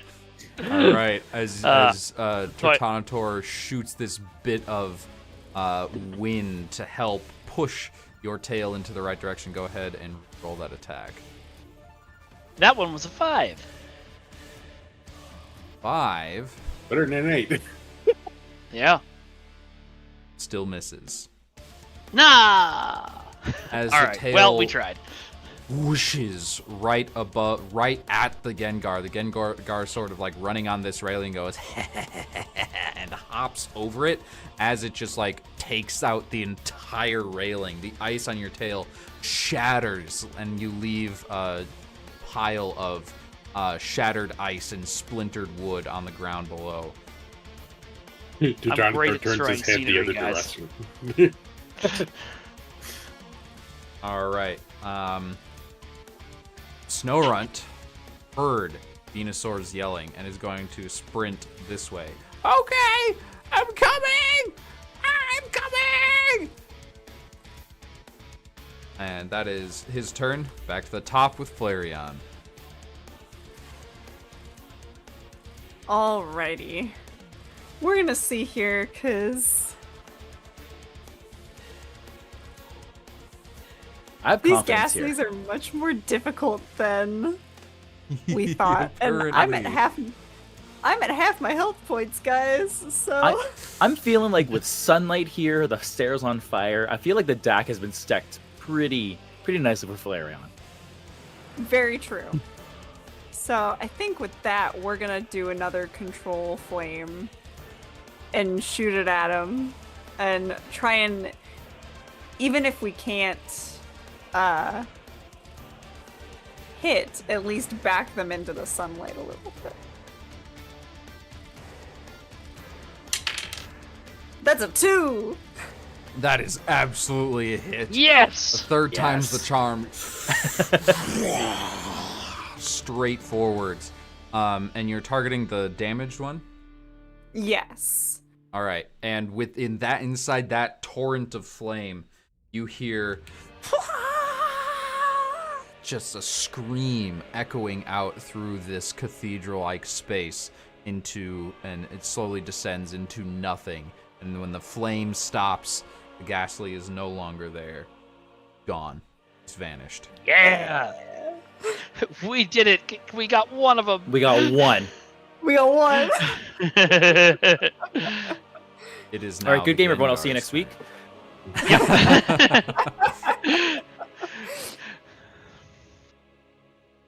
It is now the Gengar's turn, and he is realizing that he is not going to be able to get to Snowrunt before Venusaur does. He isn't sure what's going to happen there, so instead he is going to turn towards Gyarados. He's going to say, "Let's see how you like it." And you make the mistake of glancing into Gengar's eyes, and I need you to make an avoid check. I actually am going to use my Disrupt talent and prevent him from doing that at all. If I can. If I can. I have to use a D12 contested check against him. Does anybody know if Gyarados can learn Disable by chance? Because that would be awesome. I was flavoring it as Leer rather than Disable. yeah. I know Leer lowers go. defense, but yeah. I like it. So go ahead and make that check. I don't remember if it says what difficulty It's a contested, so he's going to roll against me. Okay. So I got a 7, which isn't great.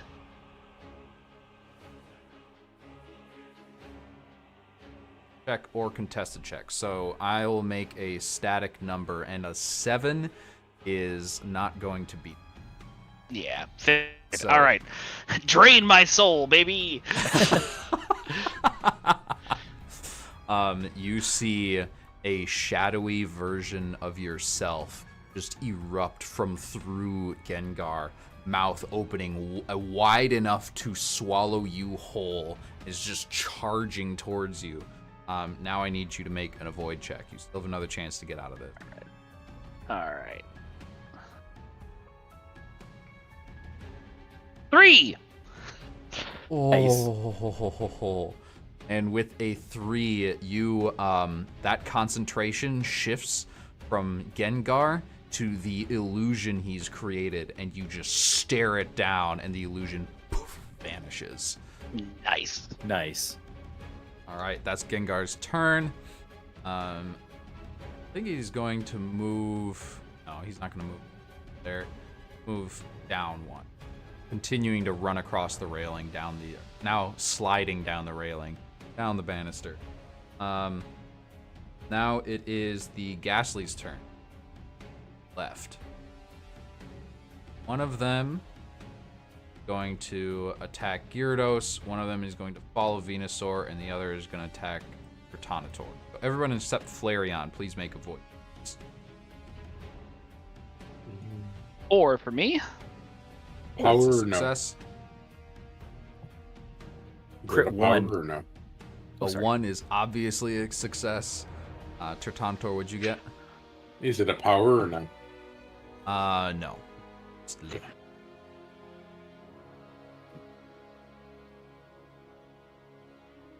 Nine. That is a failure, and finally, you are surprised as the tongue finds one of the very few bits of your actual exposed flesh, and as the barbs rip into it, you can feel a searing pain throughout your body. You lose 1. Ew. You guys ever think about how Pokemon can be body horror? So the answer is yes, but I don't think we have time for that right now.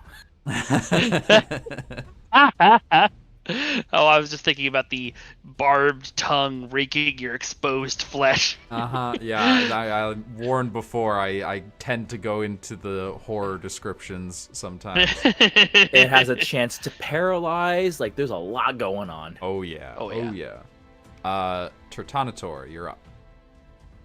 Totalitor backs himself just far enough up to control flame some fire up onto the shell, and then flips himself over and tries to land shell first down on top of this thing with control fire. Hell yeah. Okay, go ahead. Before you do this, is anybody comboing to make this more powerful if it is? I would, but I have no effort left. All right. How much effort does it cost? 2. Nope. I'm 1 short right now. It doesn't matter. It's a 1. Yeah! There you go. Amazing. Perfect crit. So as you control flame up onto your back, you get some of it in front of you. You toss it up sort of like a volleyball, and you leap, do a slow somersault in the air, and go inside your shell entirely, and you come down. You hit the ball of flame first that ignites the back of your shell, and you slam down onto the Ghastly and pin it to the ground, where there's an enormous explosion that goes out in all directions, putting several cracks into the stone stairs beneath you. That is a crit, so it deals 1 extra damage, and these things only have 2 health. So, Oh, yeah. It was the extra damage from the remains of the fence that finished him. yes, Yeah. the fence. That fence work. Yeah. All right, that was Tertanator. Next up is Venusaur. Venusaur, as this Ghastly tries to lick it once again, and just shrugs it off. Venusaur yells to Runt, don't move. And Venusaur like begins to like gallop, and then with its giant maw just places its mouth on top of Snowrunt and just grabs all of the like tiles and things like that and just stands up on all fours. I'm gonna keep Snowrunt in my mouth and just spit out whatever tiles and like stuff there is and just keep this little boy safely within my jowls. Gross. Well, he's I love warm, it. I guess. Yeah, at least I'll stop shivering. Yep. All right. And so are you you're providing cover for Snowrunt for sure.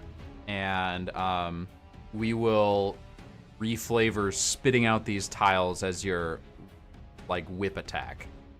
I'm okay with use because providing cover is an action, I thought. Actually, there is no providing cover.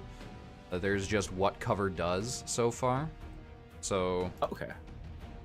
Yeah, I want to put Snowrunt deep within my mass so that it's even harder for Gengar to find this little boy. No, I trusted you. gulp. Nom nom nom nom. All right, that's your turn. We'll say that providing cover right now is an action. I'll figure that out later. Gotcha. Gyarados, you're up. All right, so Gyarados is seeing what's going on here and is going to continue to go after this Gengar. He wants to slow him down, but I don't really have anything to do that, so he's going to use Control Water again, but this time he's going to, like, as he's spinning in a circle, he starts breathing out water and turns it into a, like, what do you call those water tornadoes? Water spout. Yeah. Water spout that he puts around the Gengar. Amazing. All right, go ahead and make your attack roll. No. It's 10. No. The rolls tonight have just been suboptimal. I think you need new dice. I'm using virtual dice because I have no choice. No. Lesson All right, learned. as you summon a water spout, you just spray water onto the ground in a spiral, and as you move over it and like wrap yourself around it and start spinning, the water spout just shoots up towards the ceiling, but Gengar is like way over here by the time it activates. Okay, so that's your turn. Snowrunt is ironically still shivering. Venusaur is very aware of this, and he's just sort of suffering in safety and silence. All right. This was my Flareon. plan. This is good. This is good. It's working. Flareon, you're up. Alrighty. Well, there is one more Ghastly that needs taken care of. So I think Flareon's gonna try and take care of it. At least in front of her. There's That one one's more that dead. needs taken care of. Oh wait, that one is dead. Right. Oh, that's right. Sorry. Down. In that case, Flareon's gonna move through the fire into that other zone, picking some up as she goes along, and go after that Ghastly that was going after Venusaur. All right. Roll flame it is. Go ahead and make your attack roll. Well, it bounced out no. of my dice tray, but that was a 9. So, that's not happening. I think I tripped on the cracked stairs All right, you and fell down the it's stairs just this instead. epic as the fire almost parts for you. You grab fistful, pawfuls of it as you pass through, and then you just like land short, and there's a small explosion in the tiles. But the Ghastly just sort of like looks down and Hey, shut up. Hey, you tell him. You tell him. all right. Gengar's turn. He's going to turn and say, See if you can do that again, giant dragon. And I need Gyarados to make another avoid. Okay. It's an 8. Again. I will assist. I'll spend You're 2 effort. 2 zones away, which is well outside of your. Oh, you're absolutely right. Okay. Yes, you're right. You can still help. You just can't use your whips to do it. I'll do it. I will find a way to make this work. I'm going to spend the 2 effort.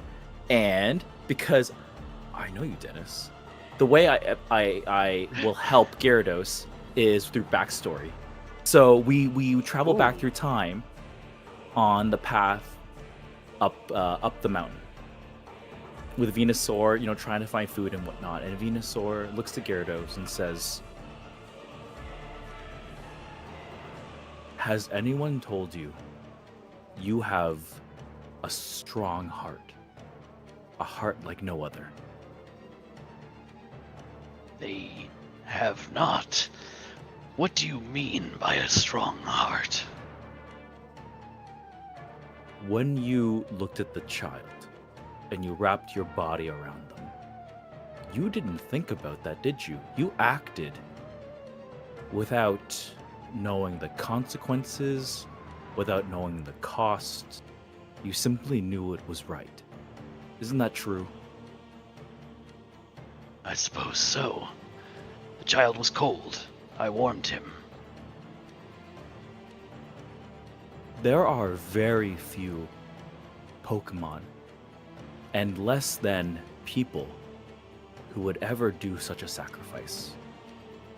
Maybe it's not my place, but you are a special one, because your heart is so big that you would do this instantly, never thinking about what would happen to you or the others.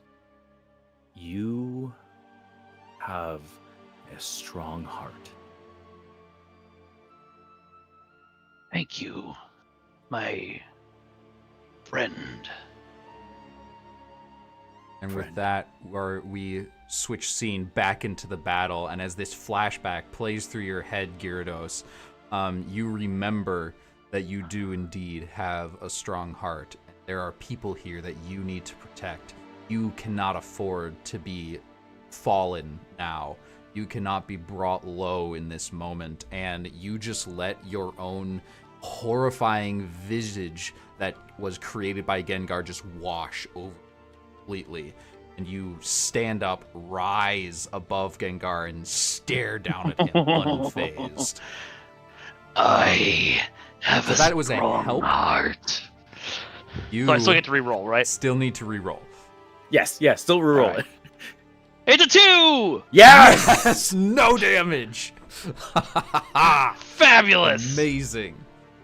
The dice loved that story. And they did.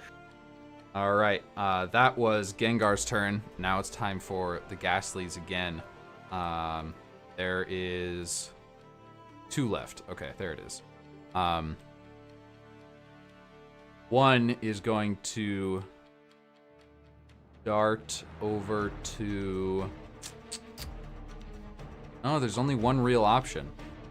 This guy's going to run over to Gyarados and is going to make an attack at you from behind in this moment. It sees your weakness. All of your focus is on its master. It sees its chance.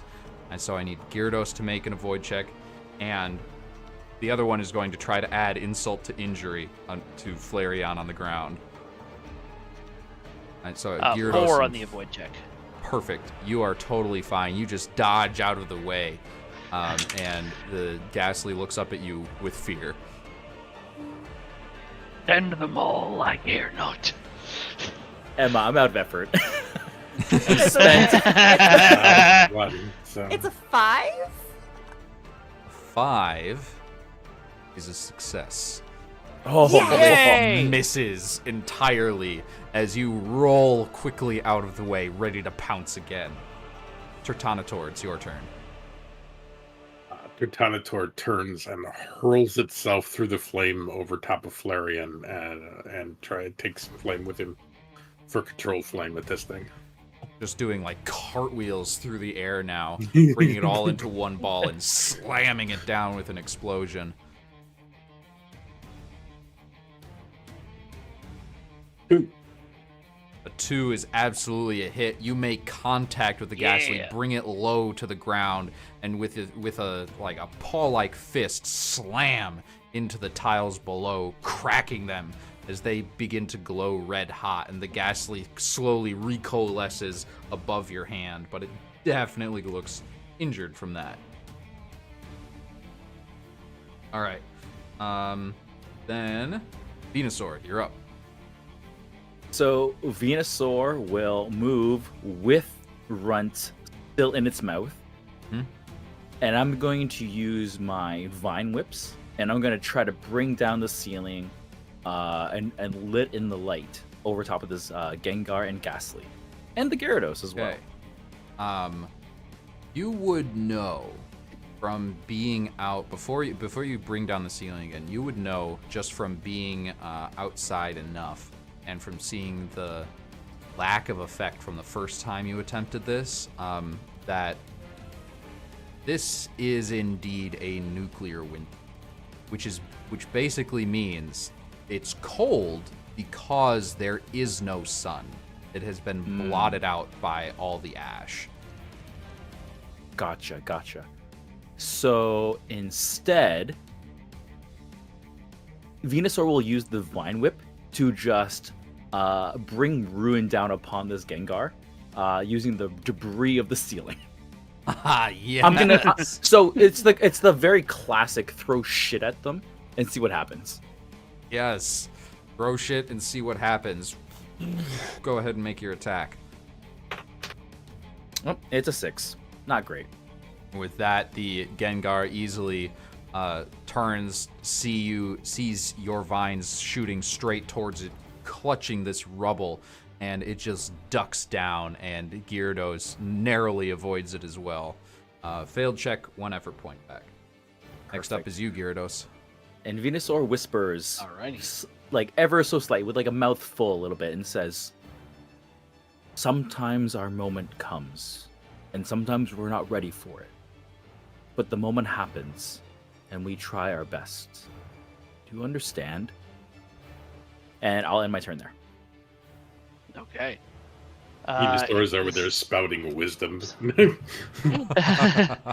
love it. This is more for flavor, but Gyarados is going to swing around in front of these folks, and then he is going to. We're still just spamming shape water, but this to control water. But this time he's going to breathe in and let out a torrent of water and use Hydro Pump. Just a true dragon's breath moment. Go ahead and Come make your attack. on! That's Oh an 8. no. All right. The carnage that you have left behind you is impressive, but this Gengar is just impossible to hit. The staircase behind you is no longer traversable by people that can't fly, basically. The railings are entirely gone. The walls are covered in cracks. Your power is apparent, but Gengar is unscathed. Cool. All right, Snowrun. Actually, I is didn't still... actually take a move, so I'm gonna move into this square to be there. I was gonna say a little metagame here. I know you came in with like 4 hit points, but I came in with 5. So Nice. we can make this happen. Oh yeah, for sure. We're gonna attrition them to death. Oh yeah. Depending. Flareon will on probably how be many dead, hit but we'll be points okay. Gengar- Well, I came into this with 4 too. Did you? I just actually had more hits land because I'm at 2 of 4. I thought I only saw you get hit once. I'm sorry. No, I got hit twice. All right. Speaking of Flareon, you're up. Alrighty. Flareon, having rolled to avoid this Ghastly's attack, is gonna sort of glare up at it and go, I'll show you to regret laughing at me. and go ahead and scoop up some more flame and boom right at it. Let's see what we can do here. Come on, dice. No! It's a 10! No, Oh. I can't help. I know. The exhaustion is starting to set in. You you basically woke up from a 50-year nap and have not gotten your groove back. And it's like being out of shape. You haven't attacked things in forever, and your arms and legs are starting to tire, and your attacks are just like falling short. So, Mike, I think you're on the Can same I spend page. 2 effort to help? How? Gyarados is going to let out an unearthly roar to distract the Gengar so that it's not paying attention to Flareon's attack. Yes, go ahead. You do that. Help. The Ghastly turns towards you and its boss and its friend, and is not paying attention as Flareon tries again. All right, let's see here. That's a 1! Yes! Unbelievable! The attack falls short, and you can see these, this rubble from the cracked floor beneath it begin to spark in flame from where you hit. And as the Ghastly turns around, you just sort of like point up with a paw, and the flame itself just shoots like a bullet straight up through the Ghastly's body, and it just dissipates. It's done. Gone. Amazing. All right. Next up is Gengar. This time, Gengar is going to look at all of you, take a deep breath. This has been long enough. And pulse out this wave of darkness, and I need everybody in that zone, including Snowrun, No! to make avoid checks. No! Power. Can I This is a potentially convince you of this? Huh? I'll just fail to check if I can protect Snowrun from this. I'll just straight up just like take it. I'll take it twice. You know me too well, Steve. Yes. I'll allow this. I'll take it twice. So you will take 2 damage from this. Actually, no. If you're not going to take it twice, you'll take 1 extra damage, because this attack already does 2 damage. Okay. Ooh. So So I'll take 2 Gyarados damage. takes 2, Venusaur takes 3, Yep. and Snowrun takes none. Yes. Actually, Gyarados, you get an avoid check first. Sorry. Yeah. Yeah, I rolled a 7, so I take 2 damage. Okay. Yes, you do. You do indeed take 2 damage. So it takes me down to 1, and I think based on this, I won't gain the effort because I willingly failed. So no effort. Yes. No, that is actually in the rules. When you willingly fail a check, you don't get it. So you But can't Gyarados, just like of sit course. there and fail arm did, wrestling checks to regenerate your effort. All right, so Gyarados, you do gain 1 though, but I'm at 1, and I know. think it's well worth it. Mm-hmm. I think so. Snowrun to safe. And that was just Alright. those 3? Yeah. Just the 3 of us, yeah. 1 zone. It is the Ghastly's Just the turn. 3 of us. This one's gone by forever. This one is running around by its master. Is going to move into this zone, and let's see, that is 1, 2. Gyarados, you don't have the big trait, do you? I don't. Okay, so you're just 2 capacity, 3, 4, 5, 6 capacity, 7, 8 capacity in that zone out of 10. So so the Ghastly moves in and is going to attempt to lick. Alrighty. 2 on the avoid. That is a success. You've gotten used to this thing's movements now, and you just like duck out of the way without even looking as it lashes above your head.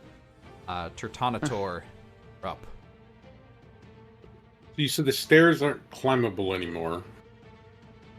that he's on. The stairs out here have been thoroughly destroyed by Gyarados' missed attacks. But the stairs here are still fine. These are fine for you because you're immune to fire. But it's just these ones up here way out of the way. Climbable. Everything else is good.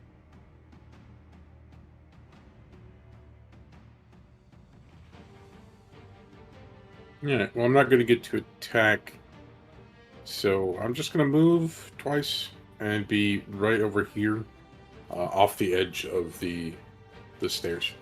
Right. As you look up at Gengar, still balancing on the banister. All right, that's your turn. Next up is Venusaur. It's not looking great. Nope. Not at all. But what I'm gonna do here is, Emma, Flareon, are you a close range or a melee range? You're close range, right? I'm melee range, unfortunately. I'm going to use Vine Whip to pull Flareon into our zone, and I think that fills our zone actually. Am I Yes, wrong? that would. So you would have 10 total. Does that mean that Gengar can't move into that zone? No. So essentially how capacity in zones work is every zone, most zones, there can be like small rooms that have less, but most zones are going to have 10 capacity. This limits the number of creatures that can comfortably fit in the space. Once that is over 10 capacity, nobody inside the space can attack unless they are a large creature or they have the big trait. So this actually might be a really bad choice because it makes us all cramped here. If Gengar shows up, we're all like in trouble, including Gengar. Yeah, but Gengar would also with be in that trouble, last yeah. wave of darkness. With that last wave of darkness was really bad. That was really rough. So maybe I won't do that. Okay. I think what I'll do instead. I think I know Gengar's plan. I'm gonna move 2 away with Snow in my mouth. Or you know what? I'll move 1 away, and then I will.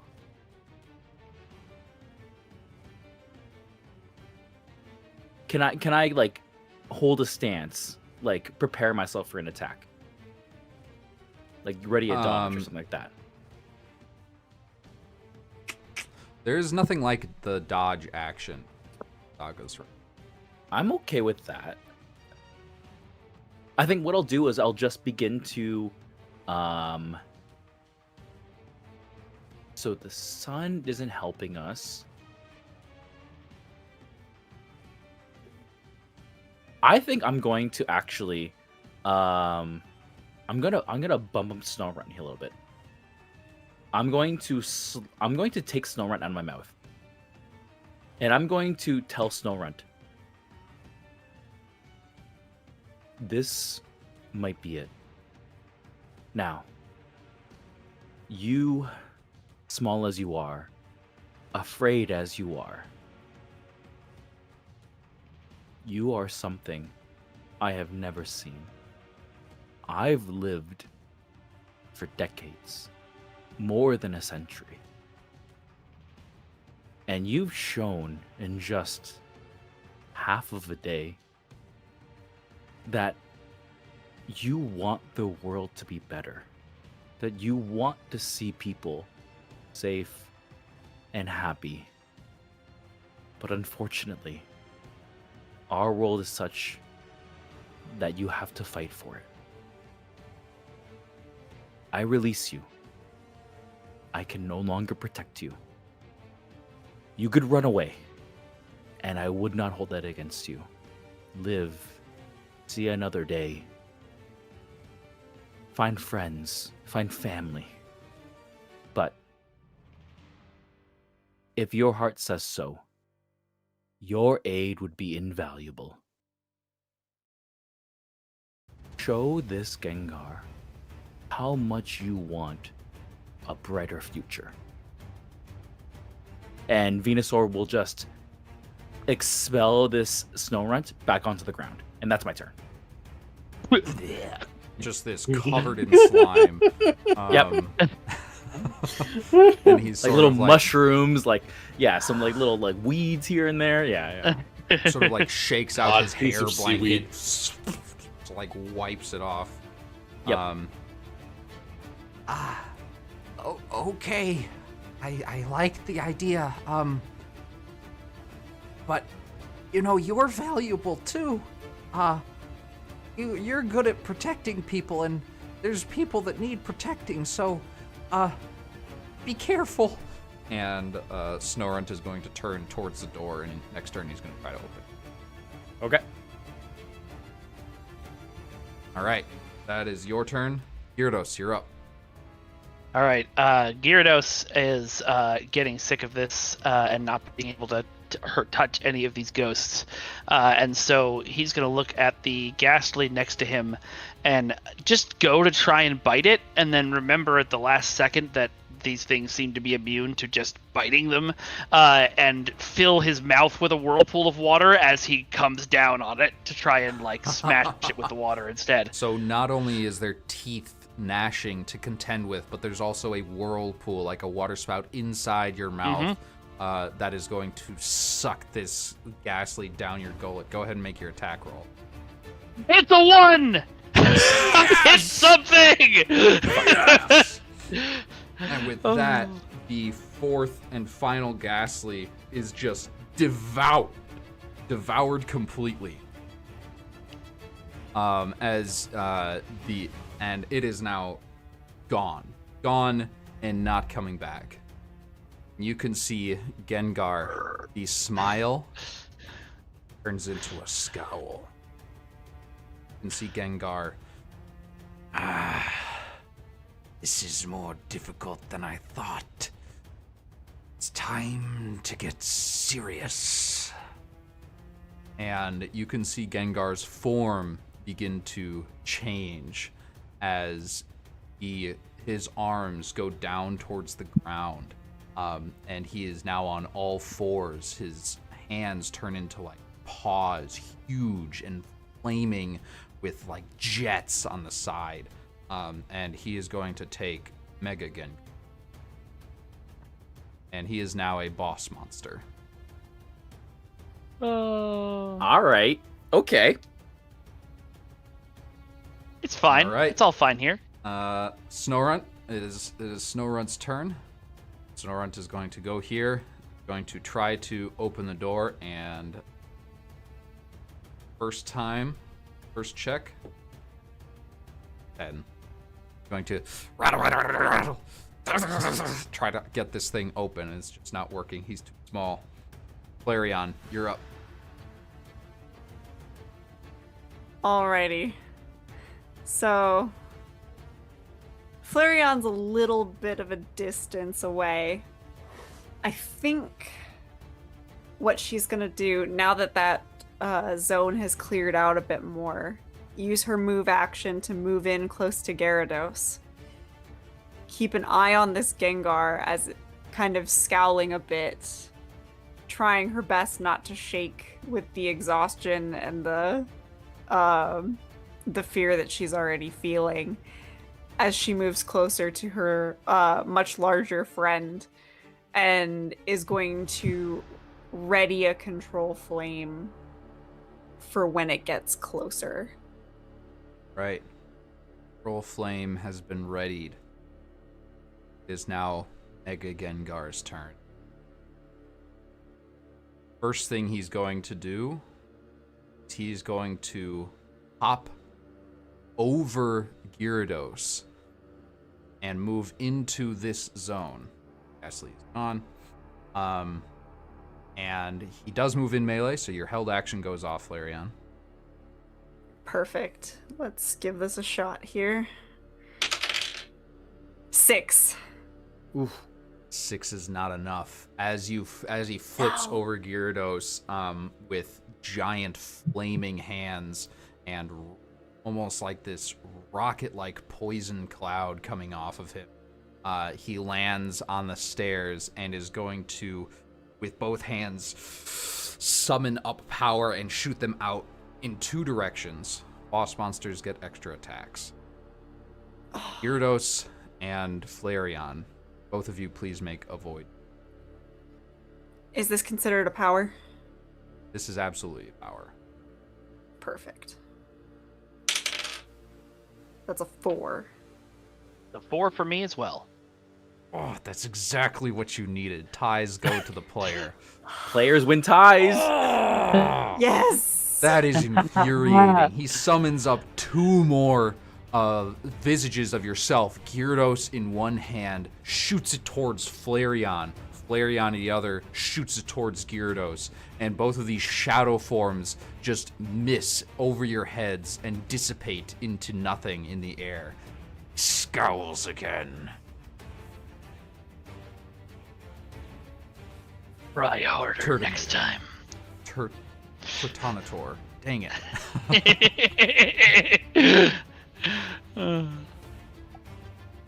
Turtonator moves over next to Flareon and in between the other two.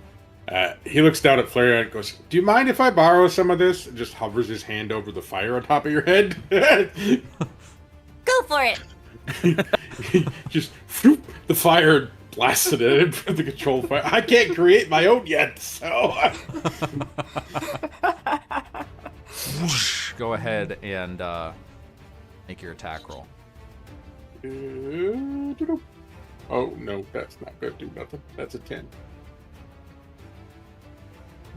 10. Yeah. That's Yeah, a yeah, yeah. failed That's check 10. and 1 more effort point. Oh yeah. Venusaur. Oh, this is not looking great. This is not looking great. I'm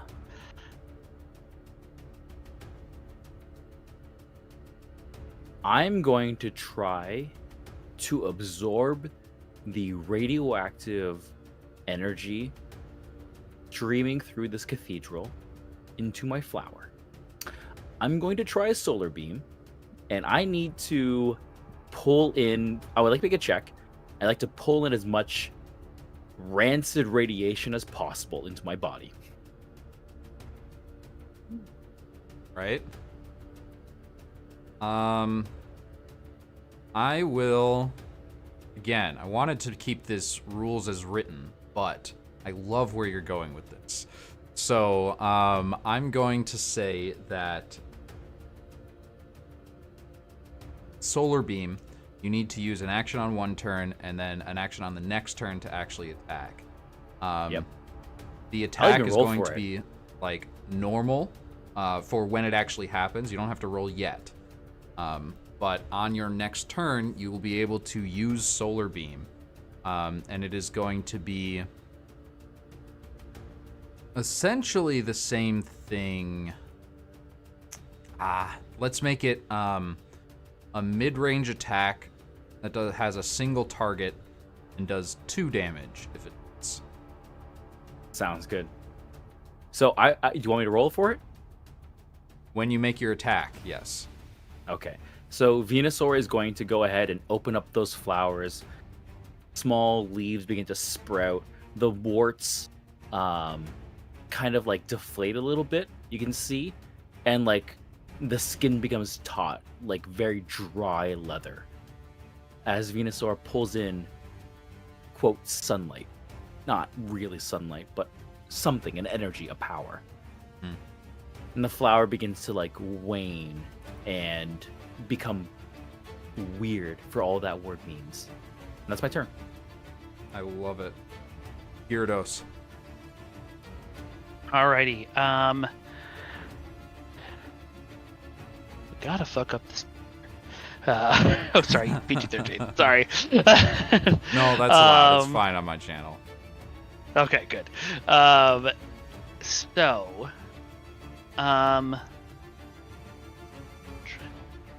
Try to figure out what's a good.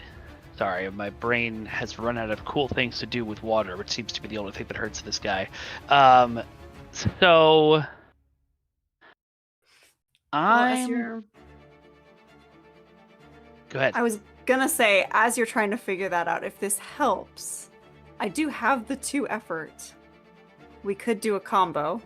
Oh hell yeah! Let's do a fire and water spiral on this guy. This is what I've been waiting for. I've been fucking waiting. I've been waiting for this. I know, I've been waiting to Combo, pull up the combo. effort for the combo.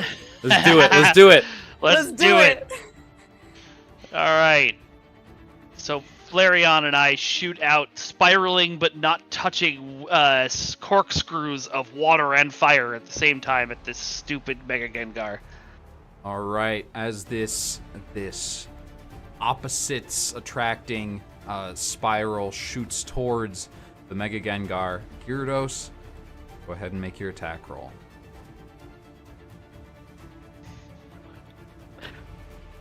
Dice gods be kind. No. No. No. Gus, you there? You got effort? You got effort? How much effort do I need to spend to re-roll? 3, right? On your own, 3. Yeah. Yeah, I'm trying to remember if I failed anything I forgot to give myself effort for. Oh, yeah, No, I succeeded last turn. Nope, I've only got 2. Gus, you got any effort? You're I have muted. 2. Am I missing something? Yes, Flareon and Gyarados are attempting a combo, and Gyarados' first hit was not good. If you could. And I think you can with 2. Help To help costs combo or the help To combo. use the or help to action. help? The Yeah.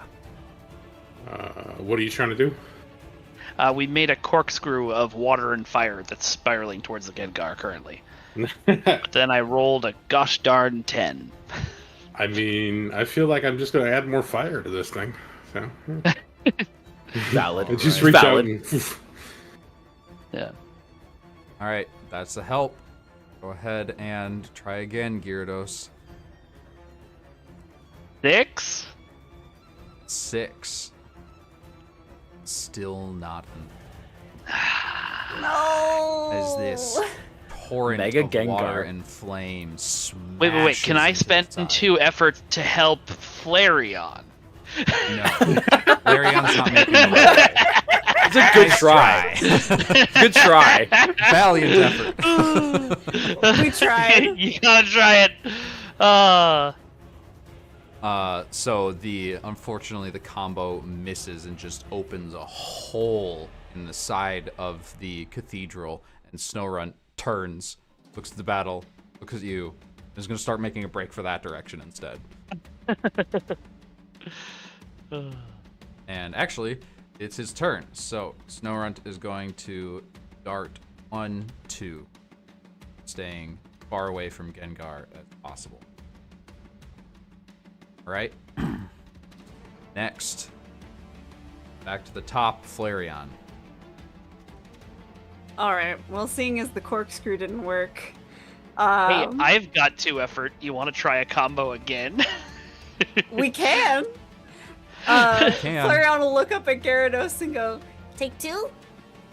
Take 2. and with that, Yes. All right. a second corkscrew. Another 2 damage is riding on this attack. Come on, dice, be kind to me. Be kind to me. 5? 5. Not enough. Oh no. Oh! This Gengar, especially in its mega form, is extremely agile and is just like almost like flashing, just shifting out of the way, almost teleporting left to right. He's moving so fast. Oh. And it is now the Gengar's turn. It is time to end this foolishness. Gengar is going to move back here. And is going to summon another pulse. Outwards. Oh god. Towards everyone in this zone. I need you all to make void checks. Okay. This is a power, so I get a D8, correct? Definitely the power. I got a 7. Is that another 2 damage? That is another 2. I got an 8. That is 2 damage to you. altered. This is actually a good opportunity, Dennis, because now we get to examine what happens when characters die in your system. Right? I got Flareon, a what'd you 3, get? so I'm okay. 3 is I got a okay. 3. Cool. Okay. Succeed. Those of you that did take damage, you get 1 effort. Boy, are you gonna need it. Well, when I am you actually reach at 0 hit points. When you reach 0, you have 2 options. Option 1 is to fall unconscious.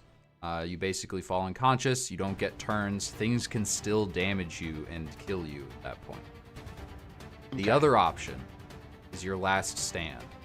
Essentially, if you don't have a way to heal yourself, taking your last stand, you are resigned to death. You get to spend your effort instead of health. So I will read out the last stand rules real quick so that they're clear for you and for our viewers. Find them. Death and 0 health on page 8. Where did I put that again? You have resigned yourself to death. If you are not healed before reaching 0 effort, you will die. You must spend 1 effort if you end a turn 0 health. If you take damage, you lose effort instead. Okay. If you end your turn with 0 health and 0 effort, you die. And you cannot regain effort when you have 0. Okay. So the dramatically interesting thing would be to do the last stand, but because I only have 1 effort, that means I get 1 more turn to miss the Gengar, and then I so 2. and You I'm get 2 going because you have your upcoming turn, and then you spend that 1 effort at the end of your next turn. And then if you still have 0 effort and you can't regain any, you will. Basically, you get 2 turns and then you die. Okay. I think I'm gonna fall unconscious as much as it's dramatically interesting. Just Okay. so. Yeah. So Gyarados falls unconscious. If you do take more damage, you will lose it from effort. And if you're at 0 effort and 0 health, you'll still die. Then I still die. Yeah. Alright. So Gyarados falls unconscious as this wave of darkness, a dark pulse, if you will, moves out throughout this entire zone. That is Gengar's turn. Next up, Ghastly's all gone. Turtonator.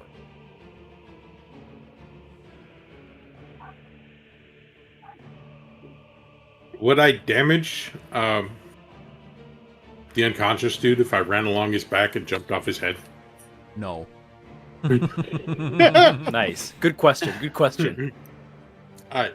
I'm gonna borrow some flame from the top of Flareon again, and hurl myself along the unconscious body of my friend at the mega ghostly dude. As I forget Right. everybody's name. Oh, good lord! 9. Oh no. No. Again, a miss on this Gengar, who has yet to take any damage. I did 1 to him, didn't I, in the beginning? In the very beginning of the fight. Very beginning. 'Cause the I first, singed no, his you had to head. hold your action in the first round. Well, You no, were because I never in singed melee him with him. after that. He moved back right away. Mm-hmm. No, because... People in chat, can you scroll back and find it and remind us? It says scrub backwards about an hour and a half. It was the second turn after I had held the action. Because the You Gengar was moved right into there. melee I with moved him, forward. attacked and hit, and I just didn't write Yes. it down. This might be a false memory, That but was- I'm going to say that this did happen. Yeah, that So was the he has only time taken that... 1 point of damage. Okay. Since then, he has not been touched. Oh. All right, it's time to start pouring your effort into help. Remember, you can stack help. So you can, like, multiple people help one person and they roll 3 dice. Do I get an effort because I failed for the attack? Yes. Fail to check, so you get that effort. All right. Next. After Tontor, Venusaur. Venusaur thinks the energy that it's absorbed. This is like the fallout of a nuclear apocalypse, right? Mm-hmm. So at some point you just like get enough energy that you begin like a critical reaction, right? If I cast a solar beam on myself, do you think I could set myself off as an atomic bomb? That's not how radiation works, but this is a cartoon, so... So Venusaur is going to use its action to try to grapple the Gengar. So like bite enough of the core to keep it still as Venusaur just begins to gather more and more radiation. Yeah. Go ahead and make a check to grapple the Gengar. All right, I'm going to try to grapple the Gengar and keep it away from the Snorunt. I got a 2. That's a success. Yeah. Gengar, as your vines reach out, you grapple the Gengar and hold it tight against your body as you begin to pulse with more and more with this sickly green glow. Venusaur says, the words are not clear, but Venusaur says to everyone, get away, move away, find shelter, now. That's my turn. Right. After Venusaur, it's Gyarados. Gyarados, Yep. Snorunt, successfully dart out of off the map. Mission accomplished. Mission accomplished. Flareon, you're up. You've seen Gyarados now fallen, dust cloud rising as his heavy and long body thumps onto the ground, splayed down this staircase. Mm-hmm. So having heard Venusaur essentially be like, take shelter, get away, she suspects he has something planned. But she kind of looks over at Gyarados, kind of hesitant to leave his body just right there. Would it be possible for me to, like, I am going to move into the adjacent zone behind. Would it be possible for me to try to bring Gyarados' body with me? Possible? Yes. Easy? No. I'm still gonna try it. I believe Right. in you. You're the best. I believe. Can I help? Yes, absolutely. You would still be able to get out. Never mind. Okay. Yes, Protanator can help, Beautiful. assuming you have the effort. No, I'll get 2. Okay. I don't think I need the reroll. That's a 2. Okay, that was the difficulty I set for this. You needed a 2 or less. So Gyarados' unconscious body is dragged with you, just like you grab one of his horns and yank across, dragging him across the floor, getting him out of this blast radius. Maybe little Flareon dragging a 20-foot unconscious dragon. Yep. Yep. Not leaving you here! It is Gengar's turn. And Gengar Yeah. Yeah, he still gets a chance to get out of this. He can't move right now. That doesn't mean he can't attack. Let's see it. So as Gengar writhes inside your arms, he suddenly stops. His eyes flash, and two more spectral forms, one of Venusaur and one of Turtonator, attack their original form. I need both of you to make a void. Power? Oh no. Who's the power? 1 hit point, 1 effort, y'all. You got a 3. Yeah. 7. Nice. A 3 is a success, as you you have Gengar in your grasp, and you just hold him up, and as you do, he immediately dissipates the illusion in front of him of your form. But Turtonator is a different story. Finally, one of these attacks has hit. No. He's been throwing these out constantly. First one to land. No. As in the Oh, actual no. game, Nightshade, you take damage equal to your level. Oh no. Oh no. No. No. Oh, I only had 1 hit no. point, so Okay.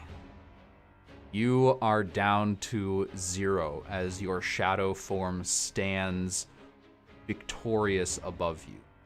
This attack does not get rid of any of your effort. This is a failed check, so you get that 1 back. You now get to choose unconscious or last stand.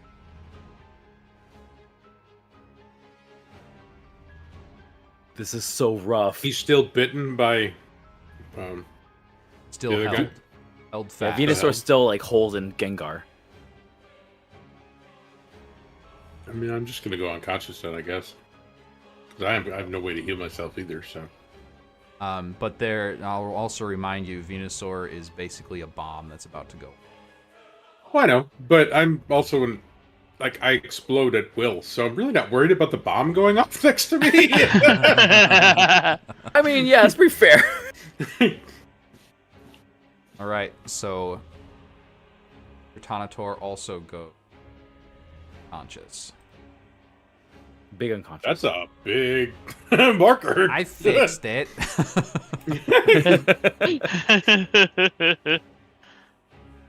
All right. Everyone in that square is unconscious now. Right? Boom. Well, they will be after this. Turtonator, you're unconscious. Venusaur. So you have the Venusaur is going to power hit. of the irradiated solar beam. I'm going to go critical mass here. So I'm going to go ahead and release energy into my own individual cells and allow them to create a chain reaction within my body. And as I do, I'm going to look at Gengar and I'm going to say, why any of this? Why put people, Pokemon, through this pain? Why make us fight?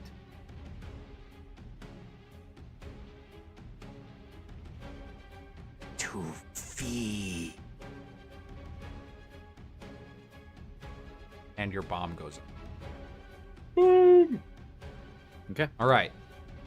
Everybody that is within close range, which is adjacent zones, and would have been Gyarados had Gyarados not been dragged out of the way. Everybody needs to make a void check. I'm going to This assume I is- don't get to make the void check. No, you are going to take all of this damage fully. 100%. That makes sense. That makes sense. But at 1 health, that's okay. This is the optimal, like, even strategy-wise, this is the optimal move because the attack that brings you down to 0 does not carry over and damage your out. So, as this small mushroom cloud emerges and this white flash blinds everyone in the room momentarily, I am going to have to... This is going to be a situational sort of thing, where it is just a number versus a number.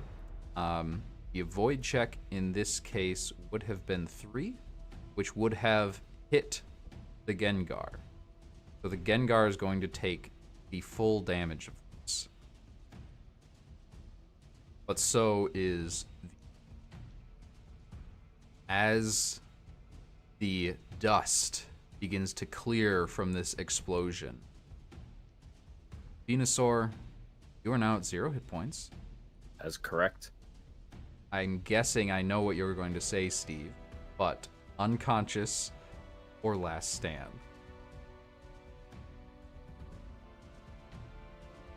Unconscious. Unconscious. As you see 2 shapes emerge, the dust clears. And at this point, you just Flareon. One of them is lying down on the ground, unmoved. The other one is also smaller and lying next to it. Shapes come into view. You can see Gengar get back to his feet, heavily damaged, hanging on to his life by a thread.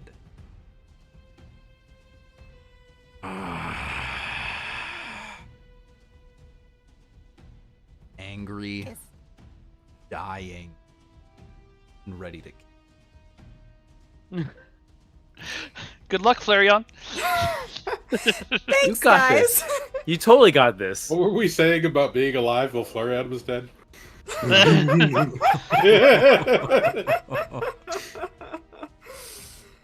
Oh boy. Guess it's up to me then. Yes. There's only 2 people left in initiative. Flareon, you're at the top. Okay. I'm going to go ahead and take my move action 1 zone forward. Get the fight out of the way of my unconscious friend.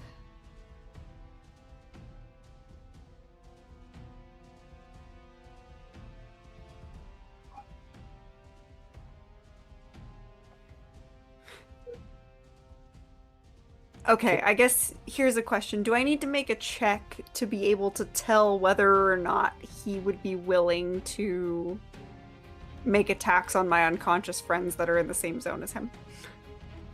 His eyes are locked with yours. You are the only threat left in this room.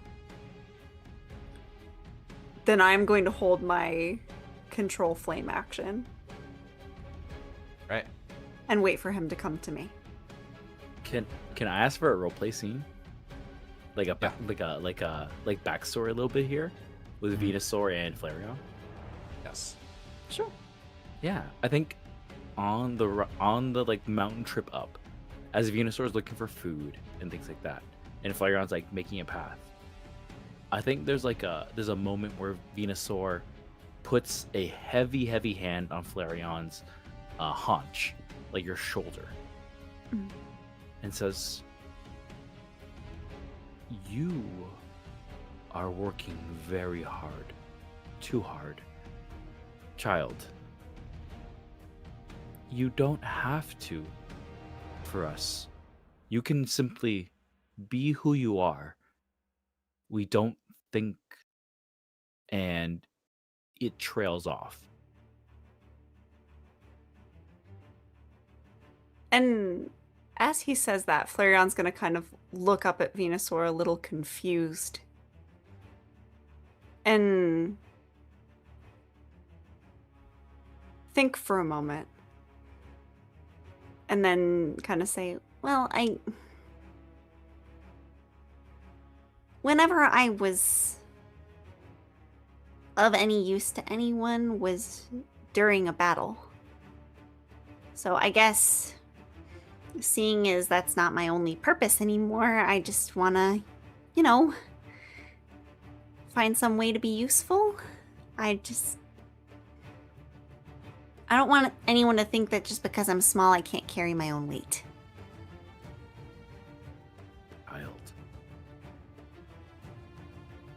No one needs you to carry weight. The people who are here, they want you to be safe and happy. They want you to be content. You don't have to prove anything to anyone. Do you understand? I think so. You have shown such passion. You have a fire in you. And I mean fire in the most broad sense.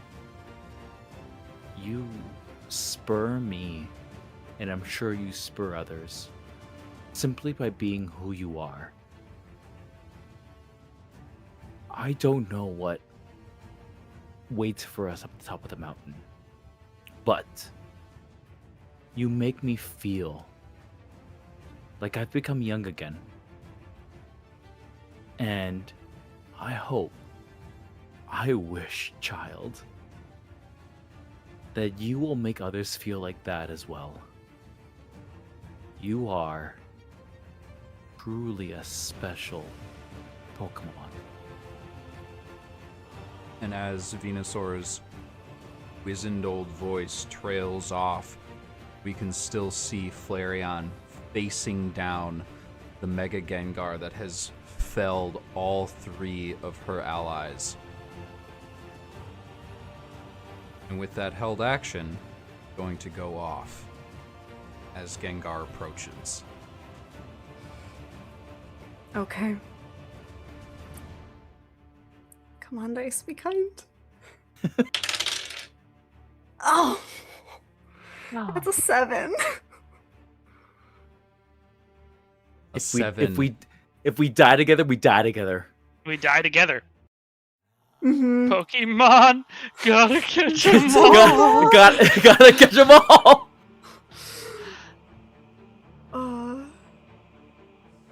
And I think with that, I'm assuming that's not going to do it.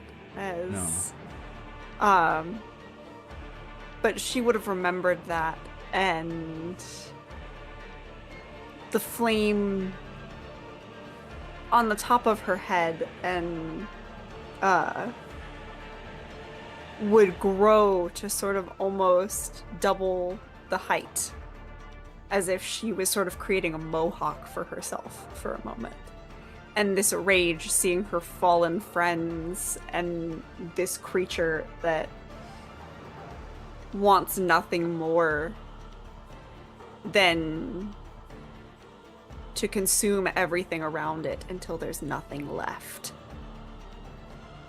And she doesn't want them to be part of that story. And it would almost grow too big to the point where she couldn't control it, and that's where it would miss.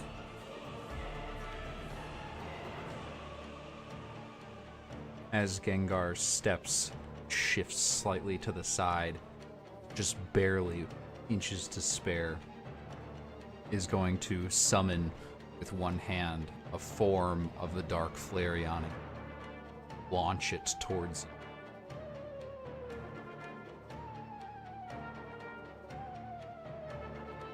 Okay.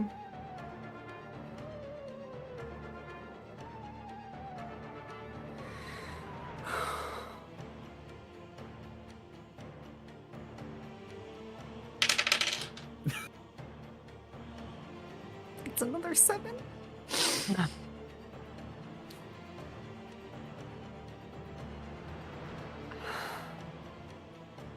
I have As no the effort dark- left. You do have you got 1 effort from that fail. Mm-hmm. Wait, so that gives me would I be able to use the effort from the fail of this to help myself? Because that gives me 2. No, Or would I need 2 all effort 3? is you need 3 spend. Yeah. So Oh, okay. as the visage of the Dark Flareon engulfs you entirely. Visions of your own nightmares consume you. And you take your levels. Now, that is another puts me down to failure. 0. That puts you down to 0. Would you like to fall unconscious? Would you like to take last stand? At this moment, Flareon sees no other option. Yeah. She is going to take her last stand. Fuck yeah! Go. All You have 3 another effort, turn. baby. Let's go. With 3 effort. Start next turn.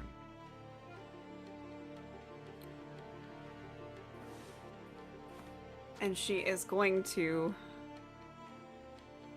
as has been, control flame. Yes.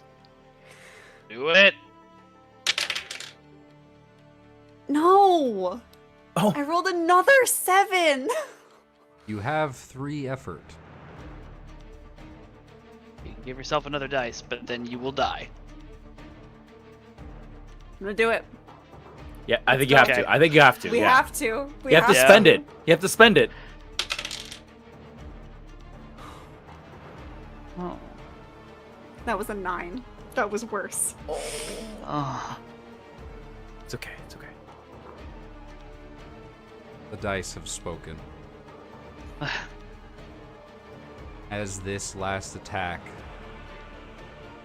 misses and Gengar steps to the side, Flareon, you fall. And as your vision darkens, you can see mountain's shadow looming,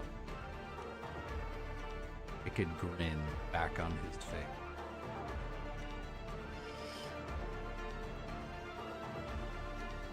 And I think in that final moment, if she would be allowed it, she knows that Runt has fled. Like any sensible Pokemon, he has abandoned them. But I think some part of her, after their camaraderie working through the other building, holds out some hope that he's still there, still watching, and is going to, with every last fiber of her being before she falls, just be like, Runt, please do something. Don't let them fall too. Your voice, plea for help, carries on the wind as Runt, still shivering, clutching his blanket around him, scurries through dense snow.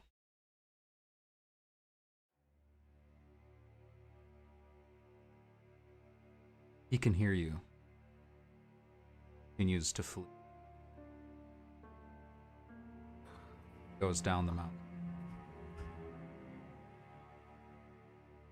We skip to maybe a day later. You can see Flareon's body. Strange. Hair, mane, and tail of fire. Venusaur, Gyarados, Onator, thrown by additional Ghastly into the room, sleeping Pokemon. As Gengar, back in its normal form, sits at the door of the room, closes his eyes, opens again with a flash, takes one inhale. It's the dreams.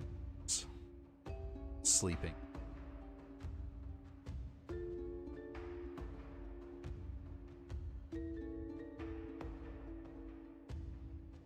Venusaur, the first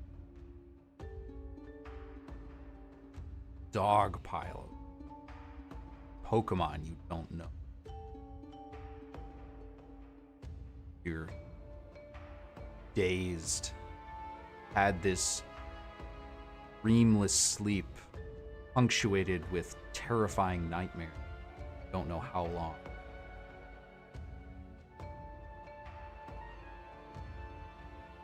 You can see the door to this room is open. All of the Pokemon around you are. You make eye contact with Gyarados, and you see Venusaur with the same sleepy eyes. Protanator back in the corner with your shell against the wall. Nearly blink open. First to note that standing in the light of the door frame, Snowrunt, your guide, and behind him, a legion of immensely powerful Pokemon, all crowding in this hallway. It says, "I told you I'd come back."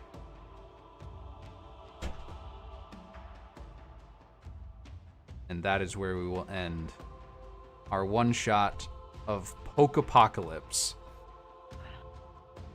Ah, this Man, is what an amazing. ending. What Flareon. It was so I know. good. Oh my god, that was great. Oh. Oh.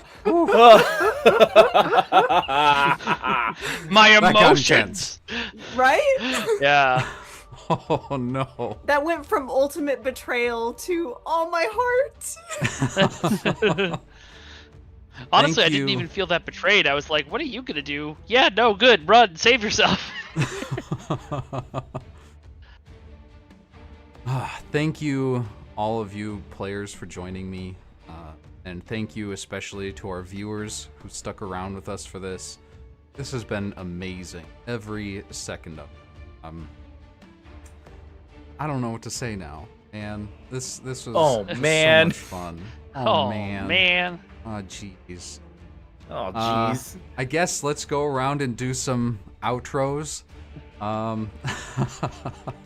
Thank you all for watching. I'm Dennis. I run this channel, OKSDM.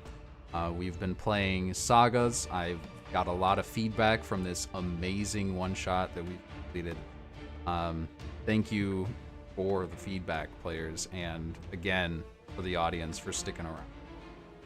Let's go back around the circle with, let's go reverse from last time. So, Gustav. I'm Gus. I avoid social media for the most part, so good luck finding me. Though I will be on the initiative order on Tuesday for the last, is it penultimate episode for the Dresden Files game we're playing. So, yeah. All right. And Mike.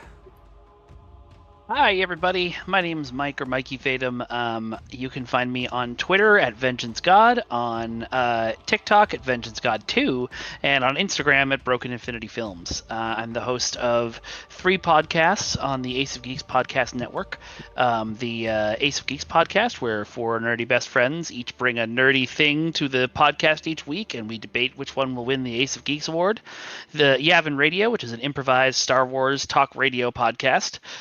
And Edge of Reality, which is our TTRPG podcast, currently running through Candlekeep.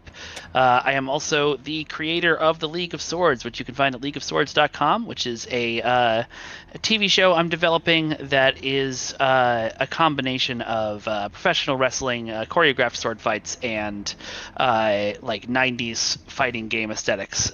So if any of that sounds like it interests you, head over to leagueofswords.com. Thanks, Mike. I'm definitely going to be checking out that. That sounds amazing. Emma. Hi, everybody. I'm Emma. I'm a voice actor and TTRPG content creator with my podcast network, Tabletop Tailspinners. We make D&D and TTRPG actual play podcasts in a variety of settings. We currently have one long-running D&D 5e campaign called Chronicles of Kriath that I DM. So if you want to see me on the other side of the table, go ahead and head over to that one. I will also be releasing here in a couple weeks at the end of August another D&D 5e show called Improv Madness, which rather than a long-term campaign is all one-shots where every player and myself as the DM have entirely made up on the spot both the characters and the one-shot itself. We rolled on some pre-made tables and had a ton of fun. So the trailer for that will be coming out on Thursday, and then the following Thursday we'll have that releasing. And we have multiple shows in production for systems like Monster Hearts, Call of Cthulhu, and 10 Candles. And nice. Hopefully once Sagas becomes a fully realized, we can definitely work something out to put that into effect as well. But thank you all so much for joining me. Joining us. I had a fantastic time guesting on this stream. Thank you so much for being here, Emma. I will definitely contact you again once I have the final iteration of Sagas on the market. And last but certainly not least, Steve. So I know this supposed to be PG-13, but like this was fucking great. This was like fucking so good. Oh my god. I just like all the tension that was like built and like I think we can all agree we lost at the end. We lost. We just like fucking took the L. Yep. But like that was great. Dennis, kudos to you for taking the L and like making it like a great role-playing experience. I felt really fulfilled. I hope everyone else feels like really, really like fulfilled with that because that was a great experience.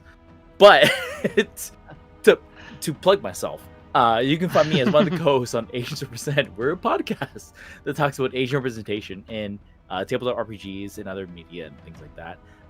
We have a lot of episodes. We just finished our last season. We're going to start off a new season, talk about new topics and whatnot. And if you are tuned into what's going on right now, there's a lot to talk about. But that said, just to gush, I had so much fun. This was great. I got to be my frog boy. Like, I got to be a frog boy who just, like, does all, like, their things and all that kind of stuff. And this system, I think, was really, really great. Dennis, I'm going to give you some feedback on, like, some things I think could be improved. But in general, this was amazing. You can follow me on Twitter at... don't follow me on x.com. Only follow me on twitter.com. You can follow me at... That's DEEM Steve. Phonetically DM Steve on Twitter. If you search on X, just don't. But it stands for slide into my DMs and talk to me about how Pokemon is a genre that expands over, you know, the really young group that wants to talk about like adventuring and like discovery, but how that flows in really, really nicely into this kind of like older generation where we talk about sometimes things just are not the way you thought they were going to be and you just deal with it. And that's a very relevant theme, I think. So Dennis, kudos to you, because that's my heart's full. Thanks, Steve. Yes, absolutely. Pokemon's a genre or a generation spanning setting and genre. Couple of last minute things. This is not the last time I will be on. Honestly, if you want to see more sagas, I'll just give you what the next week has in store. Tomorrow we have the finale of Grimm, which is another Sagas game, our third and final episode of it, where it's essentially mice and a chinchilla are the player characters, and it is a dark steampunk sort of setting story about death, family, and inheritance. We're nearing the end of that, and a lot of stuff is going to be. Dark things have happened in the story so far, and I think that's going to change for the last episode. Very excited for that. Then, that's Monday. Tuesday, same time. All of these are going to be 7 p.m. Central. On Tuesday, we have the first episode of the Garlax Chronicle in Sagas.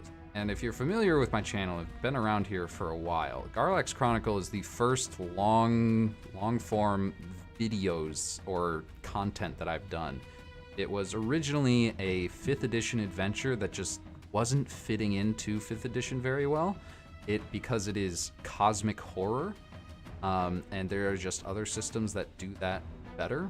So in 5th edition, it was like, this old town, stuff is wrong, it feels bad, and in like the worst way possible. But in Sagas, it's basically the same thing, but it's going to be modern, set in a trailer park. So cosmic horror in a trailer park, where we're going with this. It's going to be 2 episodes. First one is on. So just the the trailer next park. day. Hell Yes, yeah. I'm streaming Hell 4 yeah. days in a row. The next day, we have another finale of Oops All GMs. This one, we've been rotating out GMs and settings every single session. The whole party gets sucked into another portal, pops out the other side, next session, new GM, new setting. Finally going to the Doctor Who-niverse for the finale. Nice. Very excited for that. So tune in for that. Catch up on those. They should all be on my Sagas playlist if you go over to the OKSDM YouTube channel. On Thursday, I have a day off. I'm not streaming that. On Friday, I have another day off. That's my rule. I don't stream on Fridays. It's not allowed. On That's a good Saturday, I will be on Cybernation Uncensored playing Fallout Pacific Northwest. We're using the Modifius 2D20 Fallout system. We want to That's repeat it that for last this time. week. You got stuck in the middle there. If you don't have enough to listen to already, we do have a sponsor for this episode. We are sponsored by How Not to DM Podcast. Super cool dude. One of the best, learning how to play tabletop role-playing games, not just Dungeons. In general, he has a whole bunch of interviews from a lot of different people around the internet, and season 4 of that show has just started. So episode 1 of season 4 should be out, and you can go find it on wherever you get your podcast. Hell yeah. With that, Nope. thank you again. Can't say it enough. Thank you again to my players. This story would not have been as amazing without all of your amazing skills, acting abilities, and willingness to dive all the way into your characters and story. And obviously could not do this without our viewers. So thank you to you as well. If you have interest in the Saga system, you can download, not the version we played today, but the older playtest 0.52 is free on DriveThruRPG. This new one is going to be coming out at the end of the month. This will also be free on DriveThruRPG. We are planning a Kickstarter in January to make the game look pretty, the actual document and everything. And the final iteration of this is going to be pay what you want. I don't care if I make any money off of this. Games like this are why I do this stuff. So thank you to my viewers, to my players. I'll ask you one last time to remember that everything is going to be. Have an excellent day, everybody.